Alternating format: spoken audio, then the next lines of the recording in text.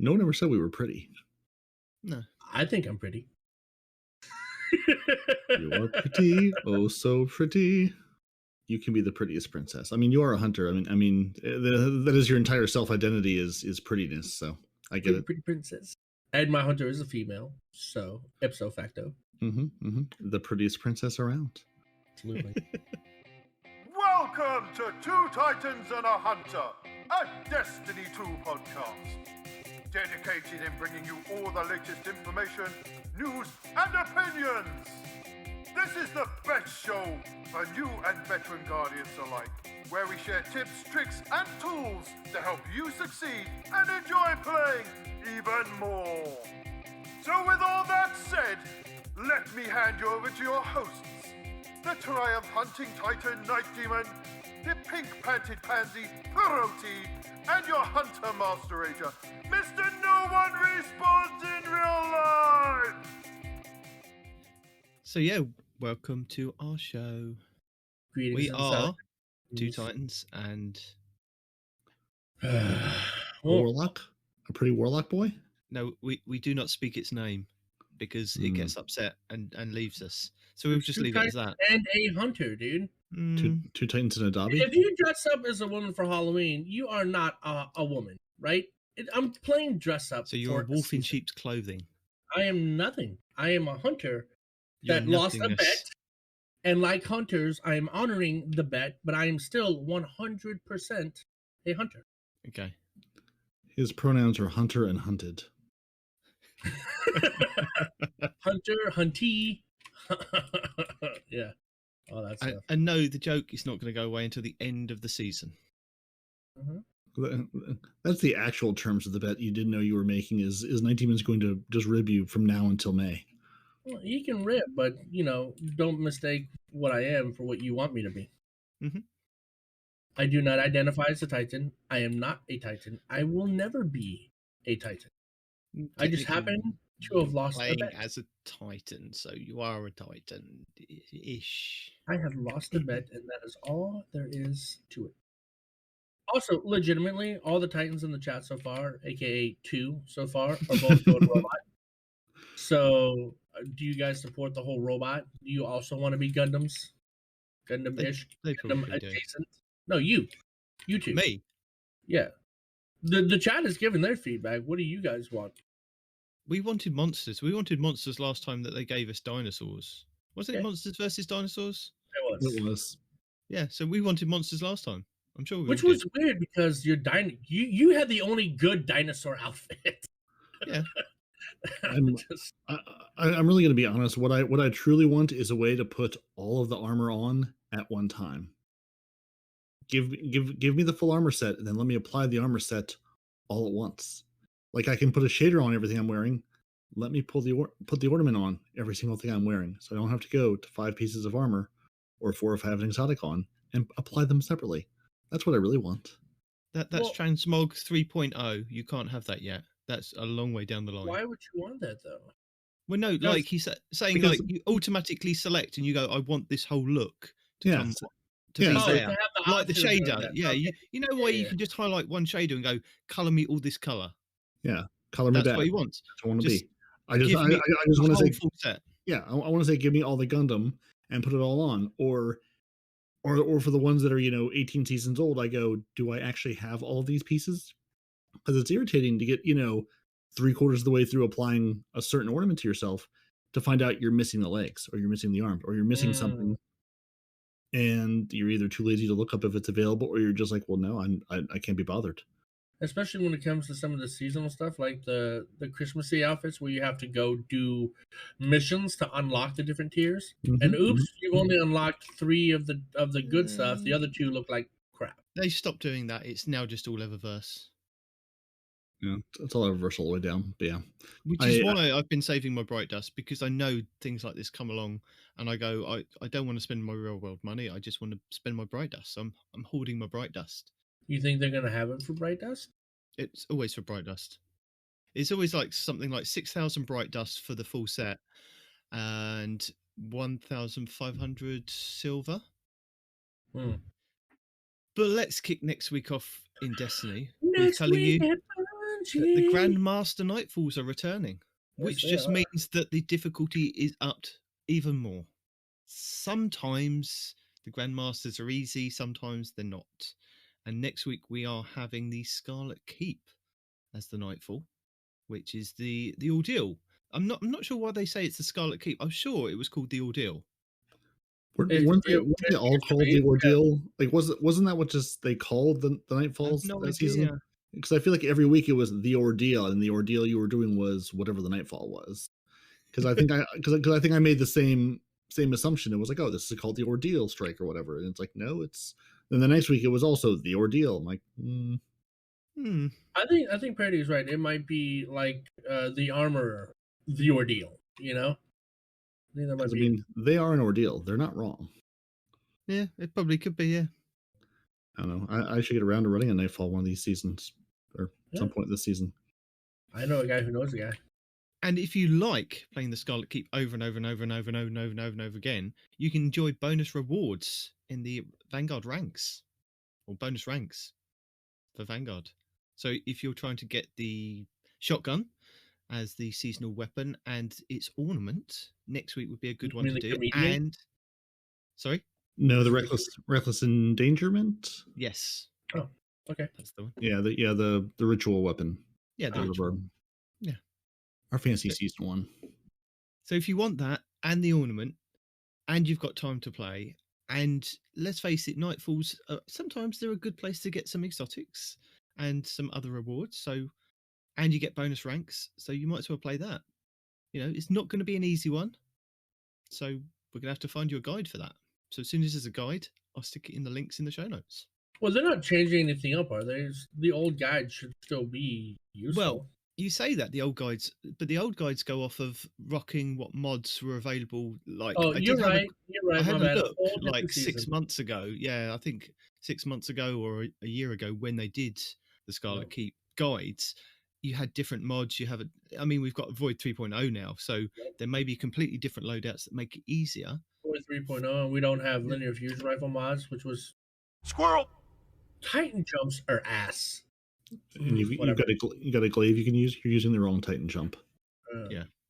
Well, no, when you guys fall, you still retain a lot of your momentum. So when I'm falling, god damn it, when I'm falling, you know, in this one mission where you have to fall 90 stories, right? Yeah.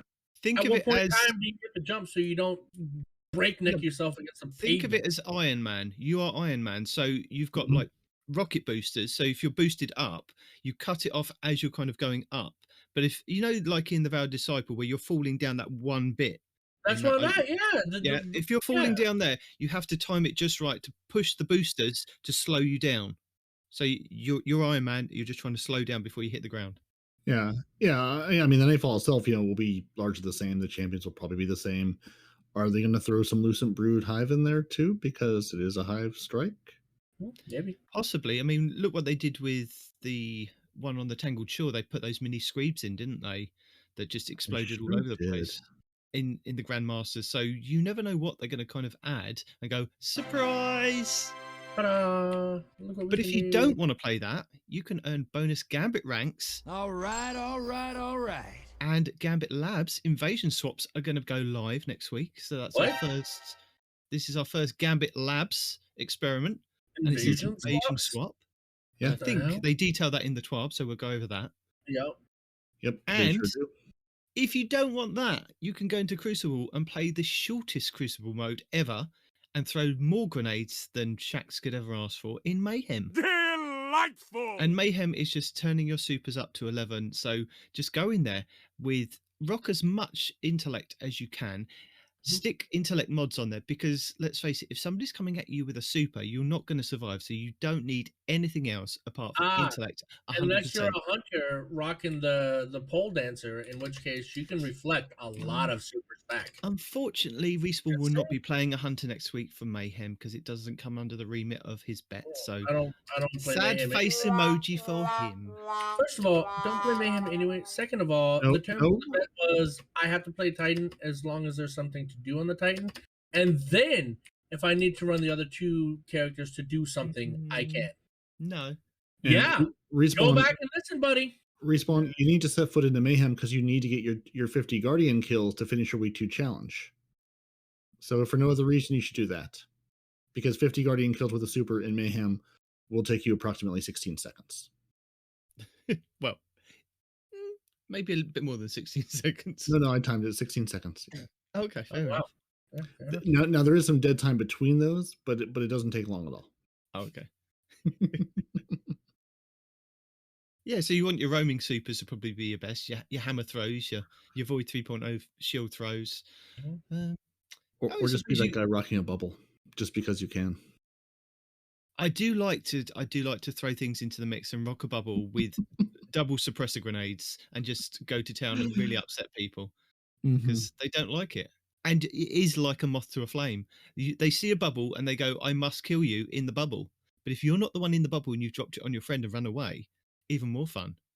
Rock the helm, Or safe if you're drop bubbles on people and blind them. warlock, you can one-shot the bubble and the poor unlucky soul that's in it at the same time. See, you don't have to play by the rules. You can just be a menace in Mayhem and just you like hunters. You could use your tethers. You could just tether everything and everywhere. You could, just Unfortunately, your warlocks, you really haven't got anything. I mean, I suppose now you have access to suppressor grenades, so potato.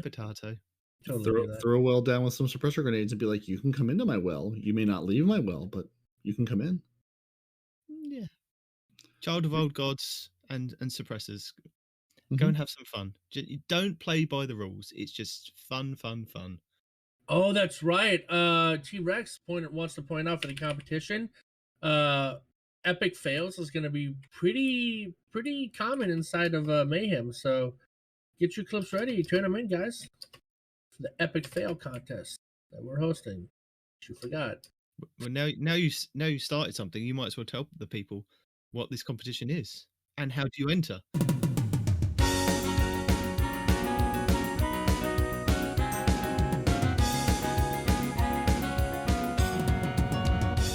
Okay.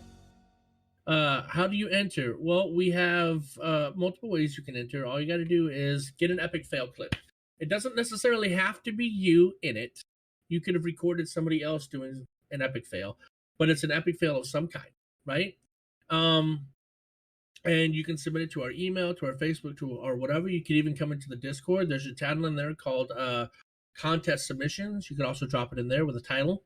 And whoever has the best epic fail in our three opinions, or the majority thereof, is going to win a cash gift card and a Frisbee golf putter with the Two Titans and a Hunter logo on it. And as we previously said, us, the hosts of the show, don't even have this merch. So you'd have a one-of-a-kind, nowhere else in the world piece of Two Titans and a Hunter merch for winning this contest. And all you have to do, once again, get an epic fail clip, submit it, we vote, see if you win. And you've got until the end of April for that. And if you're unsure of where to submit it to, Peroty does read you off a whole list of places that you can go to. There's an email address to Facebook, get in touch with us at the end of the Discord. show. Or just look in the links, because I put it in the links if you want to do that. And that is thanks to Hawk Slayer, who joined us last week. And he's offering this fabulous prize. So it's I think it was $35 gift card. So it's whatever it is equivalent in conversion for wherever you live. So I think it's probably going to be about £40 over here, give or take a few pence. I've no idea. I haven't really actually looked it up. I've no idea for Australia. Is it like $70? Is it like double what you guys have? I have no idea. You can buy a house at that point in Australia for that. Right? There you also, go. to answer your question, T-Rex, I have in mind to make hoodies and T-shirts, but I need the vector image of our show logo from Nitedemon so that we can resize it to any shape without it being like pixelated and whatnot. So as soon as I get that vector image, I've already got some people that I've reached out to that are willing to make different kinds of merch, hats, hoodies, T-shirts. If people are actually genuinely interested in having something with the Two Titans logo on it, then I'm quite happy to kind of get that out there. But it's just we're only a small show. I don't want people We're to be only a bogged small down. show, but I mean, we already right now in the chat have 2 people asking for it, and I've had people reach out to me both in person and over the Discord asking about merch. So there are people out there that are interested. I don't want to, shove merch down people's throats to say, you We're need to not support we're us. not And merch peddlers. saying that about like sponsors and things like that, I have noticed over the last couple of weeks, and I do apologise if you don't like adverts, because for some reason Podbean has been inserting adverts at the beginning, middle, and end. I've tried to go back into it and select each episode that they've done that, and hopefully I've removed that. I think they now just play one at the beginning about Podbean being a host, and that's it. But I do apologise if you don't like the ads. I don't generally like them anyway, so I normally have always taken them out, but then they've taken out the automatic selection. We don't like them button because we don't get paid. If we get paid, then maybe that's something Well, else. you can earn ad revenue, but they generally try and slot something in that they agree with. It's not necessarily something we agree with. Fair enough. It's just an Something automatic silly and thing. useless. Now that being said, if you want to sponsor us, you know where to find us. I give you like 75 ways to contact us. We're open. We are. I'm not going to say the most upstanding gentlemen in the world, but we can be bought. That's all I'm saying. We all have a price. Every man's got a price. Yeah, we all have a price. We're here for sale. And seriously though, if you do want merch, what do you lovely people want? What thing would you like? Because I mean, there's legitimately common consensus hoodie. Most people that I've spoken to, want everyone hoodie. is cold all the time. Mm-hmm. Yeah. So that's what I'm saying. Tell us what you'd like, and we can make things happen. But if you, we're super good at doing a show every week. We're not super good at, I don't know, anything else around this whole thing. Yeah, we are not streamers or YouTubers or competent human beings. But yeah, we'll do our best. So Destiny, huh? Yeah. So Peroty, speaking of challenges, we have the legendary Psyoperative 3. So you have to complete the Psyop Battlegrounds Moon on Legend difficulty, and you can access Fire Helm node, and that will give you challenge XP plus and some insight. And you have Light Reclaimer 3, which is defeat Light Hoarders in the Psyop Battlegrounds. And again, challenge XP plus with some more insight. And I do believe that's the last 2 insights to finish off our helm. Next one is Bring a Glaive. Defeat targets with glaives, hand cannons, and rocket launchers in Gambit. And there's bonus progress awarded for defeating Guardians. And it's 60 of each. So 60 glaive kills, 60 hand cannon, and 60 rockets. Oh, wow. But on 60 glaive kills? Because I think I did that this morning. Yeah. 60 glaive kills, 60 hand cannons, and 60 rockets. No, that's just like that. Hold on. When you say like 60 rocket kills, not 60 Guardian rocket kills.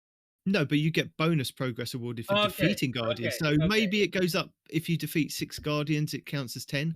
I'm just throwing numbers out there. It's probably not that. But I'm just saying that would be a lot easier than 60 rocket launcher kills. Unless you kind of take in Wardcliff Coil and that just kind of sprays everywhere, or Eyes of Tomorrow and that sprays everywhere, or just... or Galahorn, or... Galahorns. Yeah. Eyes of Tomorrow. The official rocket launcher of Frozen. Talking about, by the way. Yeah, I was just going to get into that. Squirrel! I ran into that issue because I was having a hard time as a Titan on one of these things, and I was like, okay, there's a lot of enemies. They're overwhelming me. So watching up with Squirrel. I pulled out the Eyes of Tomorrow, and I fired it, and then I ran forward and died. And I'm like, what the?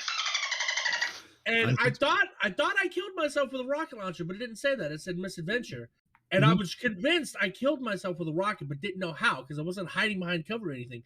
And then you posted that. I was like, oh, I knew it. I knew it. Squirrel. And that will give you challenge XP plus with some Bright Dust. We have Fleeting Glory. You have to complete Crucible matches in the Glory playlist and earn bonus progress for wins. And it's 15 of those. And that will give you challenge XP plus and some Bright Dust. And then finally, the one that Peroty's going to have to do, which is Grandmaster. Complete any Nightfall Strike on Grandmaster. And that will give you challenge XP plus and some Bright Dust. And I'm telling you have to do it because I'm your dad. So that's it. Wow. You put me in the car, you take me there, and I will go do it. Look, fine. We'll do that. I think I have worked out the Eververse stuff for this week. Oh, no. So there won't be 20 minutes of rambling and not knowing what's there. Because I mean, it still might be, but not. No. because I'm bypassing those featured boxes. Because as we discussed last week, the Sir, not Eververse appearing in We calendars, this don't know it, so we're skipping. I love it. the Eververse calendars have been updated in Today in Destiny, and they now feature the 3 packages, or however many packages there are each week, that give you bundles for what you've kind of missed out on. So I could tell you the name of the bundles, but I'm not going to because they're for silver. And if you really want them, you can have a look on the front page on the main page for Eververse next week when they come up, because they're a random. It doesn't, even when you click on them in game, it doesn't tell you what's in them. I think sometimes they show you the picture in the background, but I'd much prefer to be able to kind of hover over it, like you could do with the engram if you press the Y button or whatever button, and you could inspect the engram to see what actually is in there and what they're actually offering, not just like a picture in the background of, oh, this is what they maybe look like. But hey ho. So our weekly offerings for silver, which is real world money that you can purchase in game. We have the Turn the Tables exotic emote for 1000 silver. We have the Bel Air Shell, and that is for 600 silver. We have the Dropped Call legendary emote, which is 500 silver. We have the Forced Square Stance, which is your rare emote for 200 silver. And then we have Synthwave templates and other stuff that they're offering for silver. Don't really need that. Just play the game, pick up the bounties from Raider 1 down in the lower part of the tower, and just go to town with whatever game mode you're in. You can pick up as many as you like, 1 for each. So if you want to kind of get your transmog stuff, nip down to Ada in the bottom part of the tower. I think it's 10,000 glimmer for each bounty, but you can pick up 1 for Gambit, 1 for Strikes, 1 for Crucible, and then there's world bounties and raid bounties that they rotate of what you actually have to do in each activity, but it will give you a Synthweave template for each one completed. And once you've completed it, you can always go back and buy it again. So if you're in Vanguard Strikes next week, pick up the Vanguard one, because it will just kind of complete after about 5 or 6 strikes, because even you don't need to be rocking Void when doing it. It could just be somebody in the fire team or somebody that you're playing with, and it counts towards it. Pick up another one, it could just say get champion kills or whatever, but you can just kind of keep going until you've completed 10 for the whole season, and that's on each character. So worth kind of doing, so that you don't have to spend real world money to pick up Synthwave. I mean, you can if you want to, if you just haven't got time to play. You do you spend the real world money on that. But for Bright Dust next week, we're not talking about any of the other things that are, again, which we've gone over with the ghosts that you can generate other stuff with. So we're not looking at the consumables, we're ignoring them. I'm just not going into it. But if you'd like the legendary emote, Hold That Pose, that would be 700 Bright Dust. You have the Solar Sail exotic ship for 2000 Bright Dust. We have the Capsule Game Entrance, which is your legendary transmat effect, for 450 Bright Dust. And we have the Meditator legendary shader for 300 Bright Dust. And then a few more items. We have the exotic emote, the Bug Catcher. That would be 3,250 Bright Dust. We have the Adonis Shell, which is exotic Ghost Shell, for 2,850 Bright Dust. The Atlas Run exotic Sparrow for 2,500 Bright Dust. The Pallbearer exotic Ship for 2,000 Bright Dust. And then we have some ornaments for our Hunter, Warlock, and Titan. So for the Hunters, you have the Omni Oculus ornament, which is the Sweet Embrace, and that'd be for 1,500 Bright Dust. We have the Terminus Emissary for the Curious of the Falling Stars for the Titans, again 1,500 Bright Dust.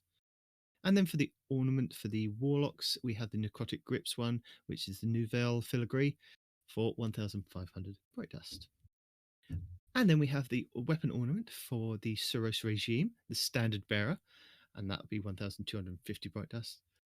And then finally, the Hourglass Legendary Ghost Projection for 1,500 Bright Dust.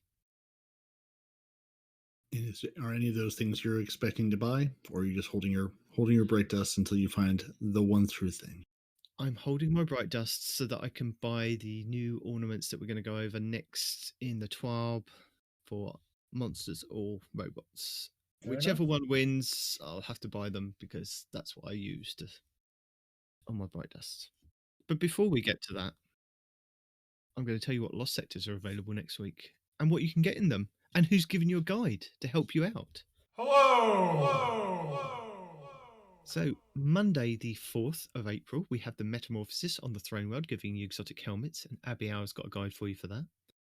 Tuesday, the 5th, will be the Spelosha Throne World, and that would be giving you exotic legs, and that'd be PV Shifty giving you a guide for that one. Wednesday, the 6th, will be the Extraction on the Throne World, giving you exotic arms, and that'd be Divide, giving you a guide. Thursday, the 7th, will be the Vel's Labyrinth on the Cosmodrome, giving exotic chess pieces, and Legionless as a guide for you for that. Friday the 8th will be the Exodus Gardens 2A on the Cosmodrome, giving exotic helmets, and Divide's got a guide for that one. Saturday the 9th will be the Aphelios Rest on the Dreaming City, giving exotic legs, and Divide again. Sunday the 10th will be Bay of Drowning Wishes on the Dreaming City, giving you exotic arms, and Time Sausage Game's got a guide for that one.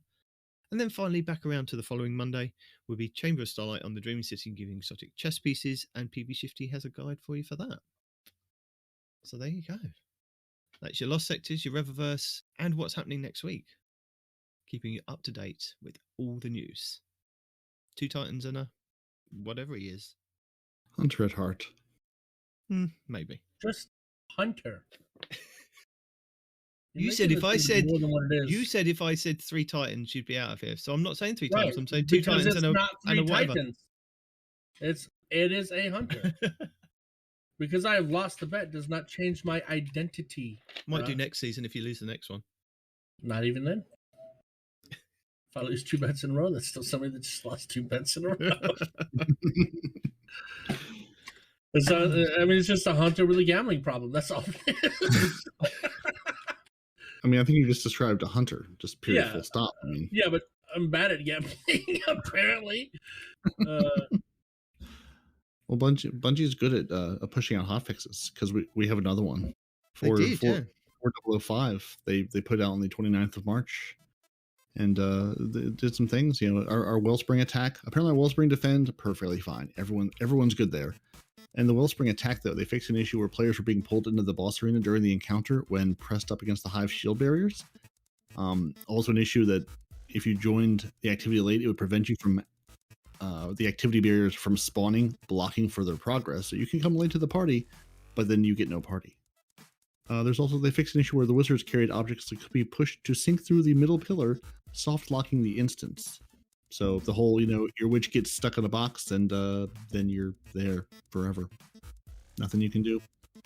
Your Psyops Battleground, there was an issue with the Cosmodrome blocking players from picking up the captured light, which again blocked further progress. So you live there now. That's your new home. Trials of Osiris Mementos were not dropping when players claimed their first flawless chest of the week. So you can go flawless, you can get the loot, but no mementos for you. No, they fixed it now. You can get that. Can, yes. Sorry. Fixed the issue. They've also fixed issues with your gameplay and investment in you should play the game and you should invest. They fixed the issue where combatants would remain stun locked indefinitely when hit with the glaive melee. They made some balance tweaks to the firmly planted perk on fusion rifles, reducing its effectiveness by 50%. And your glaive will now reach full charge after landing 4 successful projectile hits. If you've been enjoying your suppressing glaive, it now consumes and requires 10% weapon energy when applying suppression with the glaive melee. Yep. Which basically nerfed the exotic ones into the ground. Pick up on that. Continue. Haven't even made one. Wouldn't know. They fixed an issue if you've been running your lifetime Val the Disciple raid carry stat trackers. It wasn't counting your weekly, seasonal, or lifetime carries, so you could track nothing. Good job. And the Shadow of the Old Gods is now more likely to reach its intended target, no longer bouncing off its directed path.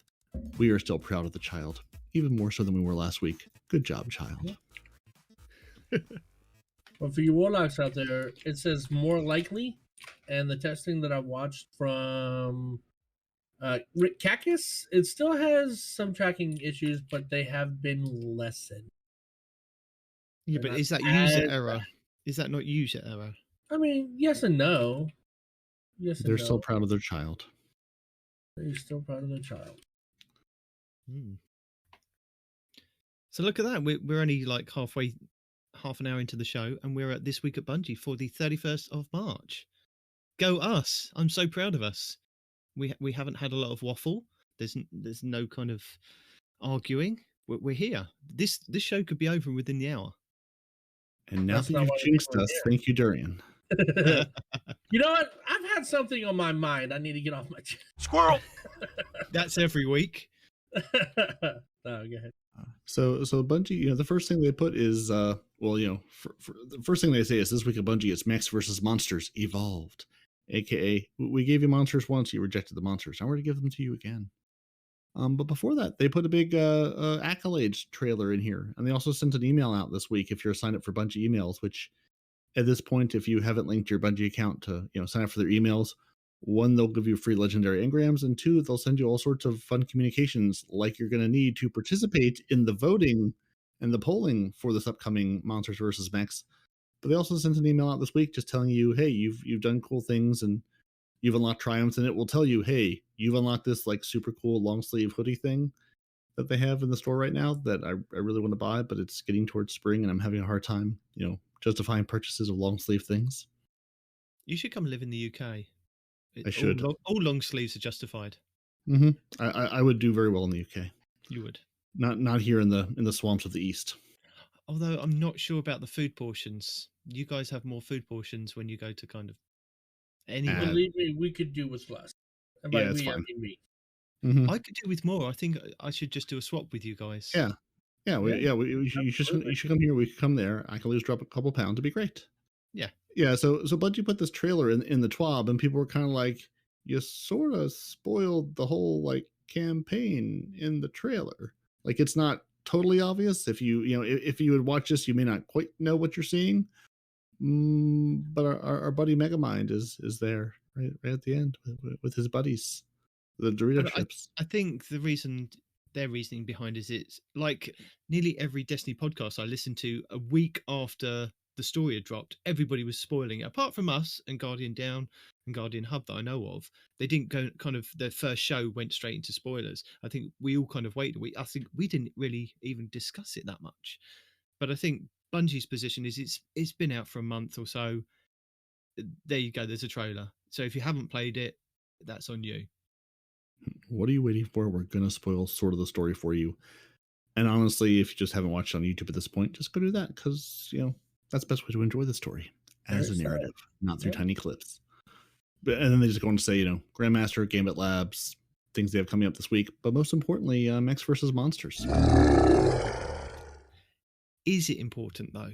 Because I vaguely remember last year It's so important saying to all our listeners, please vote for the monsters. But I understand your need to be a dinosaur. And let's face it, I bought every single set, for the Hunter, the Warlock, and the Titan. I can be a dinosaur on each. But I really wanted to be a monster. The monsters looked so much cooler. They do, man. But, And I think you have it right on the head. You just said it without even realizing it. People wanted to be a dinosaur. Even though they looked like ass, except for the Titans, people wanted to be a dinosaur. It was the image they had in their brains, and which apparently overpowered the image that was on their screens. Somehow, right? let me tell you this, though, before you get going. I have not seen more than 10 dinosaurs in the last year. So I don't know who wanted the dinosaurs, because it's not like there's a billion dinosaurs. Mm-hmm. Yeah, I too have seen very, very few dinosaurs, up to including myself for a brief time. Yeah. So you hunters that A, disappointed me, B, refused to listen to me, and C, did not wear your punishment after you voted for it, now's the time to redeem yourself. The monsters are coming back around again. Don't pick the Gundam BS. The Gundam BS just looks like everyday armor that we've already got. All right? Respawn. Go for the monster. You know that the player base are anime characters. They will go for the anime characters. We're on a losing streak. T-Rex is already like robots. It looks like everyday armor already we have. But the Titan one does look like Gundam. Mm-hmm. Gundam Unicorn. You could do Gundam looks already with your existing armor. I do appreciate that the Hunter also has a unicorn. I'm a little disappointed that they didn't go full, just like 3 unicorn. I mean, yes, the Warlock does have little horns, but it's not full on unicorn. I feel like everybody should have just had an absurd unicorn set for the helmet. The only Gundams in my eyes that would even deserve recognition is the original Gundam. The original, very first anime ever Gundam, right? I forgot its name. It's the one that was in Ready Player One. I forgot its name. Don't shoot me on this. Can't remember. So you don't And like their then- Gundam style? And then the Gundams from Endless Waltz. Those Gundams visually were beautiful, right? So if you're not going to make me look like Endless Waltz, then I don't care. I want to go monster. Nope. Respawn doesn't like their Gundam style. That's Gundam style, not Gundam style. Just to make that correction. before it Different, gets out of but hand. legally distinct from. Just enough for it to not be legal. Similar, but legally separate from the Right. song you may know. I understand somebody wants to look like a Gundam, and I understand that the Titans actually do look like a Gundam, supposedly. I mean, to be fair, meh. our choices are stupid Cyclops with a unicorn horn, or Bro, honestly green face speaking, mask with the way unicorn that- horn. The way that they did your Cyclops armor this year, I liked your Cyclops armor last year, but this year they've improved upon. You've got a lot more metallic-y bits instead of just skin bits, right? I like So- the skin bits. But no right hand. They haven't quite finished drawing the right hand. It's just sort of assumed we have a right hand over there. They were like, we'll sketch that in later. It'll be fine. Well, no, the right hand, you've done so much punching, it needs time to rest, okay? That's fair. There's a lot of righties out there, and you know your hand was in a cast, and Bungie didn't want to show Titans at their weakest, right? So that's why you don't see the right hand. It's healing. Bungie's doing you a favor, right? Right. Speaking of which, Bungie, when can we change the hand of our character? Because it's a little jarring when you're left-handed and you're punching with your right hand, and you're going, "This is unnatural, and I don't care for it." Let me punch with a proper hand. That's These not are a the- bad idea. these You are know, the to have a bug- left hand, these are the right hand bugs- feature. Yeah, these are the bugs we need to fix in this game. I need to, when I'm looking down the gun, I need to look down from the right side. First person I- shooters always mess me up because I'm looking at this gun from the wrong side. I don't know how you people do this. For once, I agree with Peroty. You should have a left hand, right hand character model. It will, however, Especially if break you're all the gonna- color blindness mode if they do that. So maybe just stick with what we got. Yeah. I mean, I had to deal with that for like 4 seasons anyway. And Telesto will somehow just end up breaking all of it to begin. And I'm telling you right now, the Gundam is going to be ass compared to the monsters. And people are already like, let's be a Gundam. Why? All of your armor in game looks like Gundam anyway, to one degree or another. You know it's going to happen again. I mean, they do say that after 200,000 votes last year, Team Dino won with 81% of the vote. Jesus, guys. I know. Ugh. But- what? You guys are breaking me. Why? They didn't even look good. The Titans are the only ones that get the excuse. And to a certain level, maybe the Warlocks, because your Triceratops wasn't that bad. But really, the Titans are the only ones that should have just gone Dino, you know? And in this season, I think the decision's even easier because now you don't even have anything unique. Oh, you're a Gundam. Woo! All they did was polygon your armor a little bit. Congratulations. You know? Now let's just get this out there at the moment. These sets aren't going to be available in the next couple of weeks. These are going to be available for Festival of the Lost, which comes around in October. So you've got to wait a good 6-8 months before these are kind of there. Yeah, 6 months. What am I saying? 8 months? 6 months before these are actually going to be in the game. But we only have a short amount of time to vote on these things. right. The real question though is, I like how they broke out the hunter cloak for each set because they really know Did you that's notice all. that? That's all anybody cares about. Yeah, and for you, They're like, what does the cloak look like from the back? Do you want this long, monster tail, or do you want a bright green banner of fabric? do you remember last season when the Dinos won? I said at a minimum, they could have made the cloak a raptor tail. You remember that? If you don't go back and look around that time, it's on one of our podcast episodes. I said at a minimum, they should have made the cloak look like the tail. And they heard me. Because this time, if you look at the monster armor, not only is the Godzilla headpiece the entire head this time, but it also has Godzilla's tail instead of a different kind of cloak thing. They even proved it 2 different ways. Hunters, I swear, If you go if you go Gundam over Monster, you're unhelpful. You cannot be helped because your eyes don't work, right? There is absolutely nothing this season for hunters anyway to choose Gundams over Monster. Monster looks way better no matter how you slice, right? Don't get weebish. Don't get caught up in the whole, but I can be a Gundam. Well, last year, you could be a dinosaur. Are you a dinosaur now? No. Why? Because the armor sucks. Don't fall into the trap again. Don't do this. Sorry. It's a button. Okay? It's a button. So let me get this straight. You are trying to marshal the hunters to work as a group. It can be done if there's loot on the line. I think I figured out the problem with your plan. No, it's as long as the loot is on the line, hunters can be rallied. The idea is hunters don't get stuck on the idea of loot. Actually look at the loot this time. You have access to what the loot looks like. You don't have to imagine it. Okay?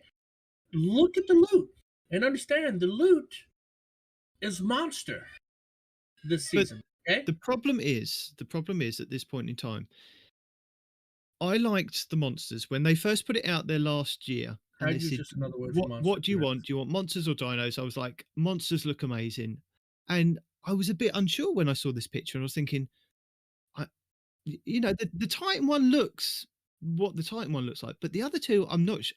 I don't remember the Warlock looking like that, and I certainly don't remember the Hunter looking like that. And they have been improved. No, they haven't. They haven't been improved. If you go back and you look at the image that they put out last year, the Titan one looks pretty much the same. The furry legs and the kind of mechish body. But you got more metallic. Like last one, you had more fur, right? No. You had fur on the arms, I've got the image up in front of me. I've got the image up in front of me. Well, put it in the chat. Let me see. The top half is the. See if I can save this image. Yeah. Save image. And hunters, look at the claws and look at the feet. You have glowy stuff, right? You have glowy stuff, bro. Come on. The eyes glow. Look, see the eyes are glowing. The teeth are glowing. There's no reason not to. And look, you can see from the side profile. I'll put it in the host chat. So if you bring that up and compare it to what's available now, I prefer what they put out last year. I mean, the Warlocks look amazing as like the sea monster. Okay, there is slightly less fur on the legs. You don't have any fur on the arms, like I was saying. But I prefer look at the Warlock and look at the Hunter compared to what they're putting out now. The Warlock's been improved. It's less fishy. No, I like the look of the old fishy. It looked like an old 1950s. The Jason the Argonauts kind of. Okay, yeah, I got you. Mm-hmm. That old B movie style of. Yeah, it looked like that. That's what I thought. They look amazing, but they've kind of roboted them now, and I don't think I like the look of. I don't like the look of the Warlock, and I don't like the look of the Hunter, because the Hunter just looks like a copy and paste of the Dino, where you get half the Dino head on the top and this kind of mech tail down the back. But you get the whole head now. If you look, you get the whole head. Like look next to the image. You can see the chin coming down in the image right there. But even that, it looks like just a metal version of the dinosaur one again.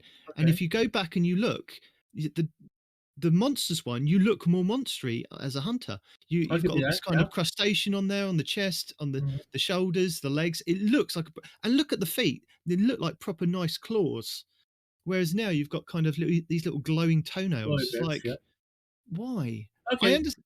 You're right. The overall armor was better last season for monsters, but what they designed, the cloak by itself, barring everything else, the cloak alone is worth getting the hunter.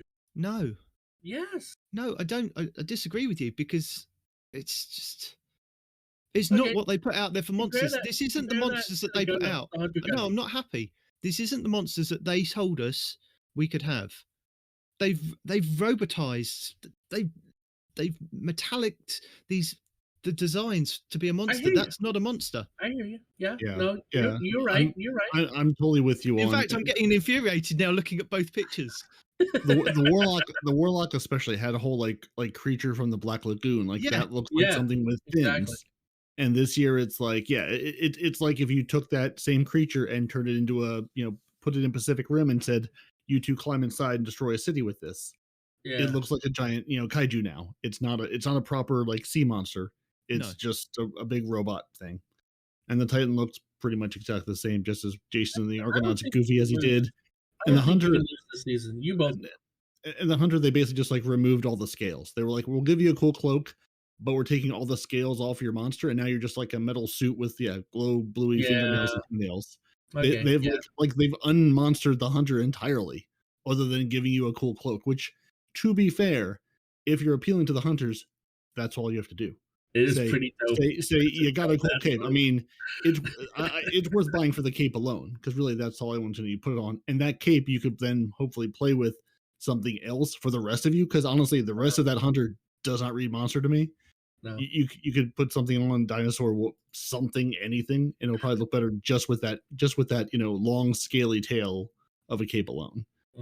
Which I don't get why they've changed it to be more metal than actual monster, because we've had like dragonfly regalia, we've had this recent one with the seashells on the Iron Banner stuff, so they can kind of put textures and stuff that isn't necessarily armor that is metal. I don't understand why that's what won last year, was the metal looking dinosaurs. Exactly. Yeah, so they're like, oh well, if the metal looking dinosaurs won, then the metal looking monsters should win. No, that isn't what I signed up for, Bungie. I wanted this design from last year. I don't want this new updated metallic version of whatever you're calling monsters. I mean, even the Titan one looks like a Pacific Rim robot, the top half. It didn't look like that before. The bottom half looks like Bigfoot. Which was fine, because the way they designed it before, it looked the metal on the top looked a lot softer. I know it's only kind of but it looked softer. It looked more like a monster rather than it does like just a like half robot, half kind of stuff. Yeah. No, I'm not a fan, Bungie. No, you hold a valid point. All right, I can't disagree with anything that you've said. In fact, DMG, I will be tweeting you after the show and telling you this is not what I wanted. I wanted the old ones. Counterpoint though, again, Hunter no counterpoints. And then if you look at the Hunter Gundam, and this bothers me to such a high degree, is I hate it whenever they unbalance the Hunters. Okay. The Hunter has something on their right leg and not their left. They have something on their left arm, but not their right. That is so infuriating when they do that to Hunters. Why do you have to unbalance a Hunter like that? Okay, Respawn, what about this? Go back to last year's image. I'm looking at it. And you see that nice kind of bone armor that you've got as a Hunter. Yeah, imagine like proper bones running down the back with that new Hunter cloak. Would that not look better as kind of proper bones, or even hive bones running down the back? This is what we have now. No, I'm not happy with that. I completely agree. They've got 6 months to rectify this. I hope they do. I hope they will. I think we should start a Twitter campaign. Bring back the old monsters. Yeah. Not this monster rubbish. Yeah. Yeah, same thing with the Titans. The Titans are often unbalanced. It doesn't look like you're unbalanced this time. Your monster isn't, and your doesn't. No. Well, the Gundam, you get that one shoulder pad, but that's it, right? Aside from that one shoulder pad, you're pretty balanced. The Titan, they basically just said, let's take off your knee pads and make your fur a little less furry, and that's really about it. Yeah. Like, and again, the upper body just more metallic than, Jason and the Argonauts Cyclops. It just I'm an Exo. They basically are just like, if an Exo wanted to be a monster, that's what these monsters are. Yeah, you're not even wearing a helmet at this point. You're just an Exo. Mm-hmm. Yeah. The top armor is just Exo. The bottom armor and not only that, is dress up Exo. The part we haven't discussed yet is how the skin look from last season would have taken shaders better than the metallic look from this season. The last season you would have had a more dull skin looking texture. Your blacks would have been blacker, your whites would have been just slightly duller, things like that. But because now they've made it metallic, they're all going to have that metallic sheen, that metallic brightness to whatever shader you decide to change it into. And yes, Hunters, I'm talking about fashion again. It's important. Shocking reports, no one. Right. So anyway, I absolutely legitimately hate the Gundam. If we get the Gundam, I'm not buying it. At least I bought the Dino. If we get Gundam, I'm not buying it. If the Titans win Monsters, or if we win Monsters, I'm absolutely getting it for Hunter. I'm absolutely getting it for Titan. Warlock, meh. But yeah, I don't think the Gundams are appealing at all. There's no endless waltz theme to it. You have the original Gundam there, granted. That's it. That one class is okay, but everybody else is meh. Whatever. Anyway, so ensure you've signed up for emails from Bungie. Go ahead and vote. Nitedemon wants to make a Twitter war with Bungie to tell them give us our old dinos with the new Yeah, updated I cloak. will. I will be. Absolutely. Yeah, no, I'm on board. I'll also Twitter things from my Twitter that I haven't used in 2 years. You will. We'll do it. You've driven them. So yeah. So how and when this all starts, it's basically from now to the 6th of April. Make sure you sign up for the emails from Bungie, and there's a link in this lovely twab of, hey, go sign up for the emails. Or if you go to your profile, there's a checkbox somewhere to say, hey, send me emails from Bungie. You're going to link your Bungie account to whatever the thing you play on, Xbox, Steam, Stadia, Twitch, PlayStation, whatever it is. Click on the emails and SMS. Don't get SMS, just get emails. No one wants Bungie texting you. They don't care if you're up at night. Right. Enter your preferred email address. Make sure it's an email address you look at and exists. And then between April 7th and 13th, the polls are open. Watch your emails for your chance to vote. So you're going to get an email. You're going to have to vote through that email. That's so stupid. We can't even go to a website and vote. We have to get it in an email. Ugh. I mean, it'll probably take you to a website, so maybe we'll all post it once we get it, or maybe it'll be like, no, we've locked it down, so you have to actually do this. It's also how Bungie collects us, so they can know how many people are playing and reach out to us and get our experiences with the game. When we say, hey, we got those emails from Bungie, this is how you get those. So yeah, from the 7th to the 13th, you had the vote. The polls close on the 13th of April, and the Broken Barriers emblem will be distributed to all players who voted on the 19th of April. Nice. And later they'll tell us who the winners were. TBD. Also, that picture that you posted, Demon, if you look at the Titan's face, right, the bottom half of his mask, he's got this derpy kind of like going on in the mouth area. At least that's the image that I get from it. Which is completely authentic to the Jason the Argonaut, Right. I mean, honestly, it's like I'm looking at this going, well, you nailed it. I mean, you nailed the whole look, the whole vibe of I'm a big derpy Cyclops. Yes, exactly. But yeah, we have a while. Say, hit your Twitter accounts. Those of you that have them, tell Bungie, look, we like the dinos from last season. Just update the Hunter Cloak from this season, and you're gold. Head to Twitter right now. I'm already twittering right here off screen because I don't want you to see what my Twitter handle is. But yes. Too explicit for words. It's not. It just has me and my wife's picture in it. I don't want people knowing that. Yeah. Anyway. Yeah. So if nothing else, even if you don't care about the armor, but you do care about collecting emblems, there's a fancy emblem that you can get by voting. So vote, don't vote. It's I mean, it sort of has the same look of the hoodie that I liked from this season. I mean, I think it looks something that we should have had last season with the 80s retro colors. Yeah, it does have a whole 80s retro vibe to it.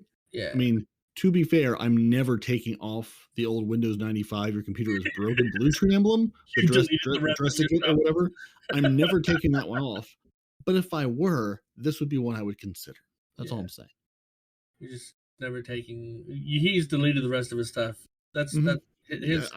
I don't need anymore. No, there's no reason to have anymore. I have that one. That's it. The end.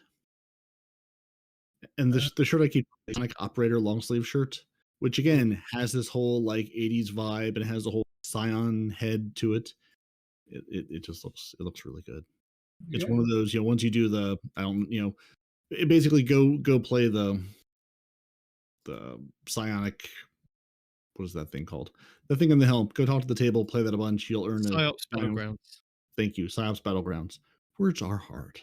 They are. You'll play that, they'll give you this awesome long sleeve shirt with like this, again, hot pink and green, like 80s vibe to it, and it's wonderful. Anyway. So I know you as Trials gods, Night Demon Yep. Respawn have your Unbroken seals and are really excited about the last call for Unbroken. No, Yes. it's giving me. Anxiety. I'm panicking now. That was my immediate thought. I saw this and I was like, Night Demon's gonna panic and go, oh no, I only have until whenever to get this done. So how close are you to, because the Unbroken is a slog. I mean, and they go on and say, I mean, it is, you have to devote yourself to this. Yeah, so let's people know about this. So Unbroken is the title that you get from playing in the Glory playlist in Crucible, and you have to get to 5500 in 3 seasons in a row to get an Unbroken title. And then from there on after that, if you go Unbroken each one after that, like you can with Gambit, you get like another number after Unbroken 1, 2, 3 for how many seasons after that you've completed it, a bit like we have now. So I am sitting at 0 of 3 Unbrokens. I've never been able to go Unbroken in a season. So Same. this is just giving me, I mean, this was something I wanted to kind of talk to you guys about, and I don't know if it's true for everybody. You know, I used to be a big collector in Destiny, and I was quite. I was. I don't agree. No, in Destiny 1, I'm talking about. In Let me Destiny stop 1, you right there. Right? in Destiny 1, I was quite a big collector, and I was quite proud of Yeah. the fact that I got a max Grimoire score because I'd taken part in like the events that happened where the barons were invading the Mars and wherever else, and we kind of got those Grimoire cards because I was there at the time, and I've played throughout Destiny 1, and I was quite, proud that I got all the emblems and all the shaders and things like that. And that was good until Destiny 2 came along. And I understand that they want to make money, and I understand that there are exclusive emblems and shaders for doing like the world's first that I just won't be able to attain. We're not in a group where we can get together and do world's first and get those emblems and have the time to actually practice beforehand to get things done like that. It's not the world that I kind of live in at the moment. And the thing with like the emblems, I was quite all down for kind of collecting as many emblems as possible. But then it started getting a bit ridiculous because each season there'd be a new emblem that you could get via the Bungie store, and there's a new emblem that you can get for purchasing specific pins Oh so yeah, yeah. now I'm Like for, finding for out of every things- event, there's a new yes. emblem. Or if you donate $50 to like a Bungie charity event, which I don't have a spare $50 to donate. I mean, if I could, I would. But I've missed out on emblems, ships, shaders, things like that. Just So what's and the it's point you're getting at? I'm feeling a What you're bit saying is downhearted. accurate. Okay, I see. I'm feeling a bit downhearted with actually being able to collect things in Destiny, and this is Yeah. just another thing of them. It doesn't necessarily need to be taken away because it's something that is earnable in game, and yeah, I didn't know if you guys felt the same, if there are other people out there that also felt the same, is that it used to be a game where I used to love going and being able to play. I mean, I understand the Destiny content vault and things going away, like with the Triumph scores and trying to get as much stuff as possible. But I mean, Crown of Sorrows was a perfect example. I tried desperately to get the full Titan armor set for my Titan, and I just couldn't get I think it was the chess piece or something. It just would not drop, and I played that to death when it was like in its last couple of months, when they said, oh, you're going to get double triple loot, or you get a higher chance at the exotic. I got the exotic to drop within the first 4 games of playing in that kind of couple of months before it all went away. I could not get the chess piece, so I mean, I was downhearted that I couldn't get that, and there's no way to kind of get things after the fact. I mean, there's no monument in the tower that will give me that. There will be for exotics and other weapons. I mean, I don't understand, like, what is it? Not Forgotten and Luna's Howl.